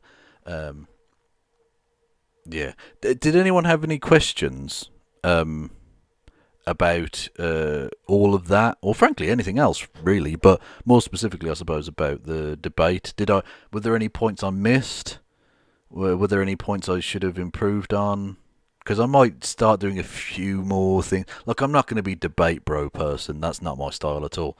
But I might start having a few more antagonistic conversations, maybe. And being on those debate panels and stuff. it's, you know. Yeah, I will actually probably check out Haz's VOD, because I saw Paul Morin in his chat. Now, I don't know what they were saying. I've always been friendly with Paul, so I will be disappointed if he was, like, going beast mode on me or something. Also, Hakeem was in there as well, who's like the king tankie. I'm interested to see what he had to say. So I'll be mostly watching the chat when I watch back his VOD. Yeah. Oh, pardon me. To be honest, you did a really fair job, Gib. Well, thank you very much. I genuinely appreciate that.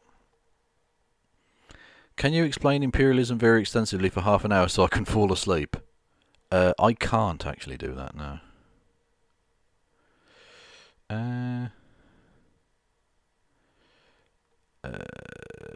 Does that racism, Mongo? What? I don't know what the fuck's going on there. So stop reading stuff, Kev. Fucking come on. Yeah, look, imperialism. It is imperialism. He knows it's imperialism, but he's just—that's the tanky thing all over. Eastern imperialism is fine. Western imperialism is bad, and the reasons they give as to why non-Western imperialisms are good can exactly be used. Look, if you're going to pretentiously sit there and say, I can't sit in judgment of Genghis fucking Khan, then you can't really sit there in judgment of, say the blockade of Cuba or Britain invading India or whatever. Do you know what I mean? Like, you can't. If one type of imperialism is fine, you can't really sit there and be like too judgmental about anything else. If you're pro-imperialism, then be pro-imperialism, but don't mix and match. That just seems fucky. I don't think. No. To be fair, I don't think Haz will nuke his VOD. I don't think so. Maybe he is. I don't know, but I wouldn't have thought so. I've been spamming you the whole stream, but apparently he just said he was gonna delete the stream. Oh wow. Well, can someone go and download it for me then? I mean, it doesn't matter in the sense that I've still got it on my stream. But I think he knows he didn't come across well in it. Yeah, can someone go and download it for me, please? The chat was mad and was annoying. I apologise in advance. Oh, were you in there, Tone? Good stuff. I wish you could challenge him on governments calling in Soviet Union in case of 56. No, he did not call them in. Well, that's the thing. I suspected that was that was the case. But it sort of wouldn't matter even if they did, because again, satraps calling in their big daddy isn't really like democracy or isn't self-determination. Was the World War II Japanese invasion of China Western imperialism? Tankies always seem to have that one confused. Yeah, that's the one Eastern imperialism they don't like, because, you know, Mao or something. Oh, and Korea. North Korea.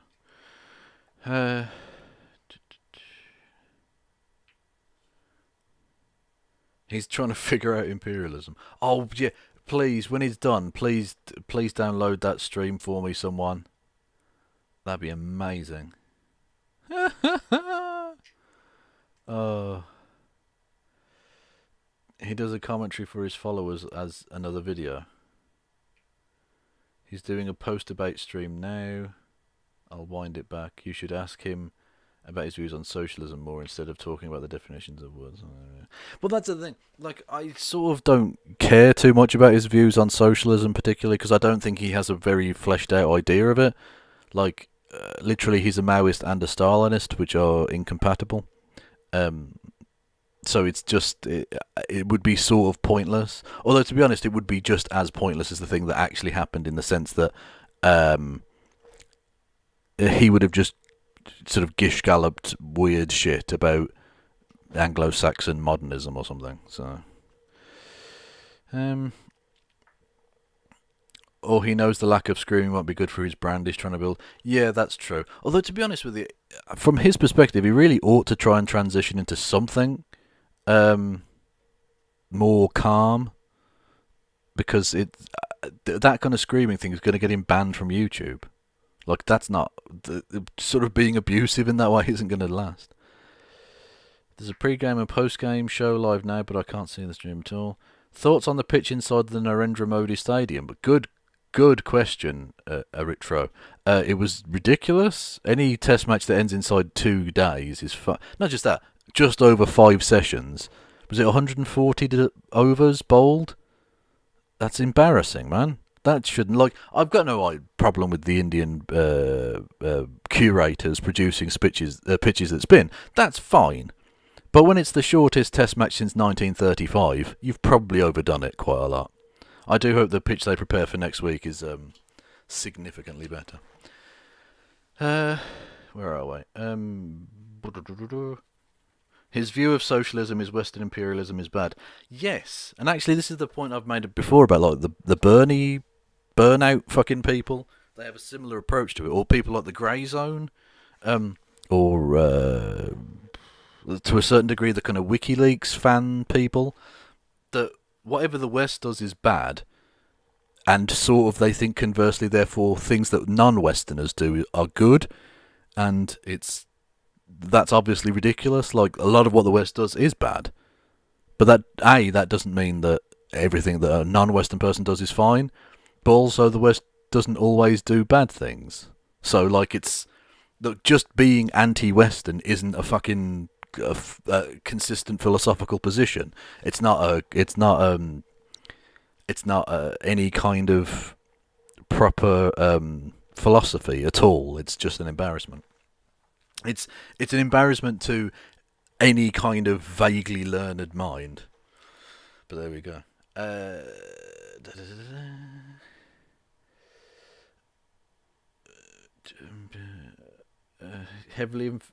Heavily influenced by Dugin. Yeah, there's a certain kind of Nazbol thing to him.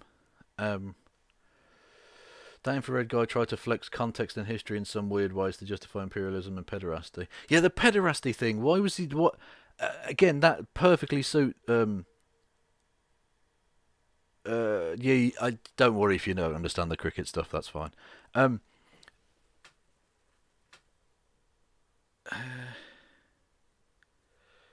What was I going to say? Yeah, the pederasty thing. I literally read it out to him, the thing where Stalin was 36, the girl was 13, and even under the law at the time, the legal age of consent was 14. So even by the standards of the time, it was still pederast. And he was like, no, because it wasn't the cultural pederasty that the rich were doing. I don't care, he was raping a child. I don't fucking care whether it was like a cultural, rich fucking people thing. Okay, he was a poor person fucking a child. That doesn't make it any better. Like, when you do hero worship, especially hero worship about evil pricks like Stalin, why are you backing yourself into a corner there? Even if you like the politics of the man, which I don't know entirely why you would, but let's say you do, you don't do the I'm 100% Stalin thing, because he raped people. He put gay people in camps. Like, it's mad. Yeah, exactly, yeah. Adults shouldn't have sex with children. Why is that a difficult concept? Exactly. It isn't a difficult concept.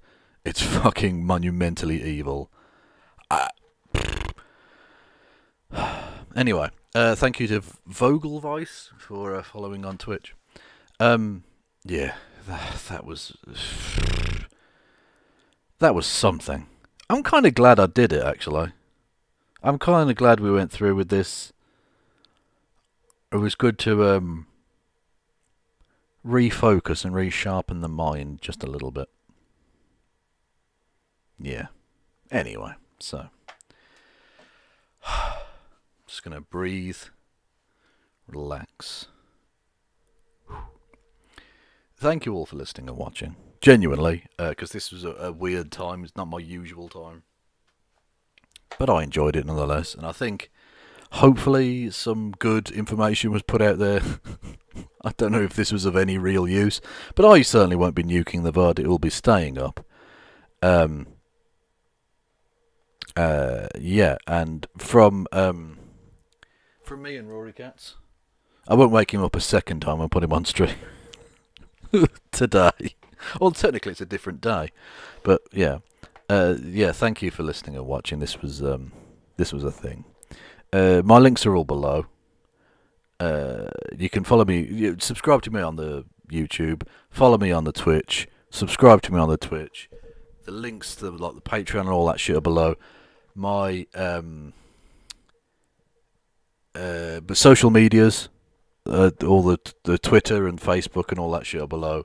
Go and check those out because I do post good memes. I'm a good memester. And you know someone's good at memes when they tell you they're good at memes. Anyway, let's all just breathe because Kev is rising. Thank you all for listening and watching. Oh, and on Twitch I'll kick you over to someone. I don't even know. Do people even stream at this time? There'll be Americans. There might be some Australians up. Who knows? On Twitch I'll kick you over to whoever the fuck is available. I don't know.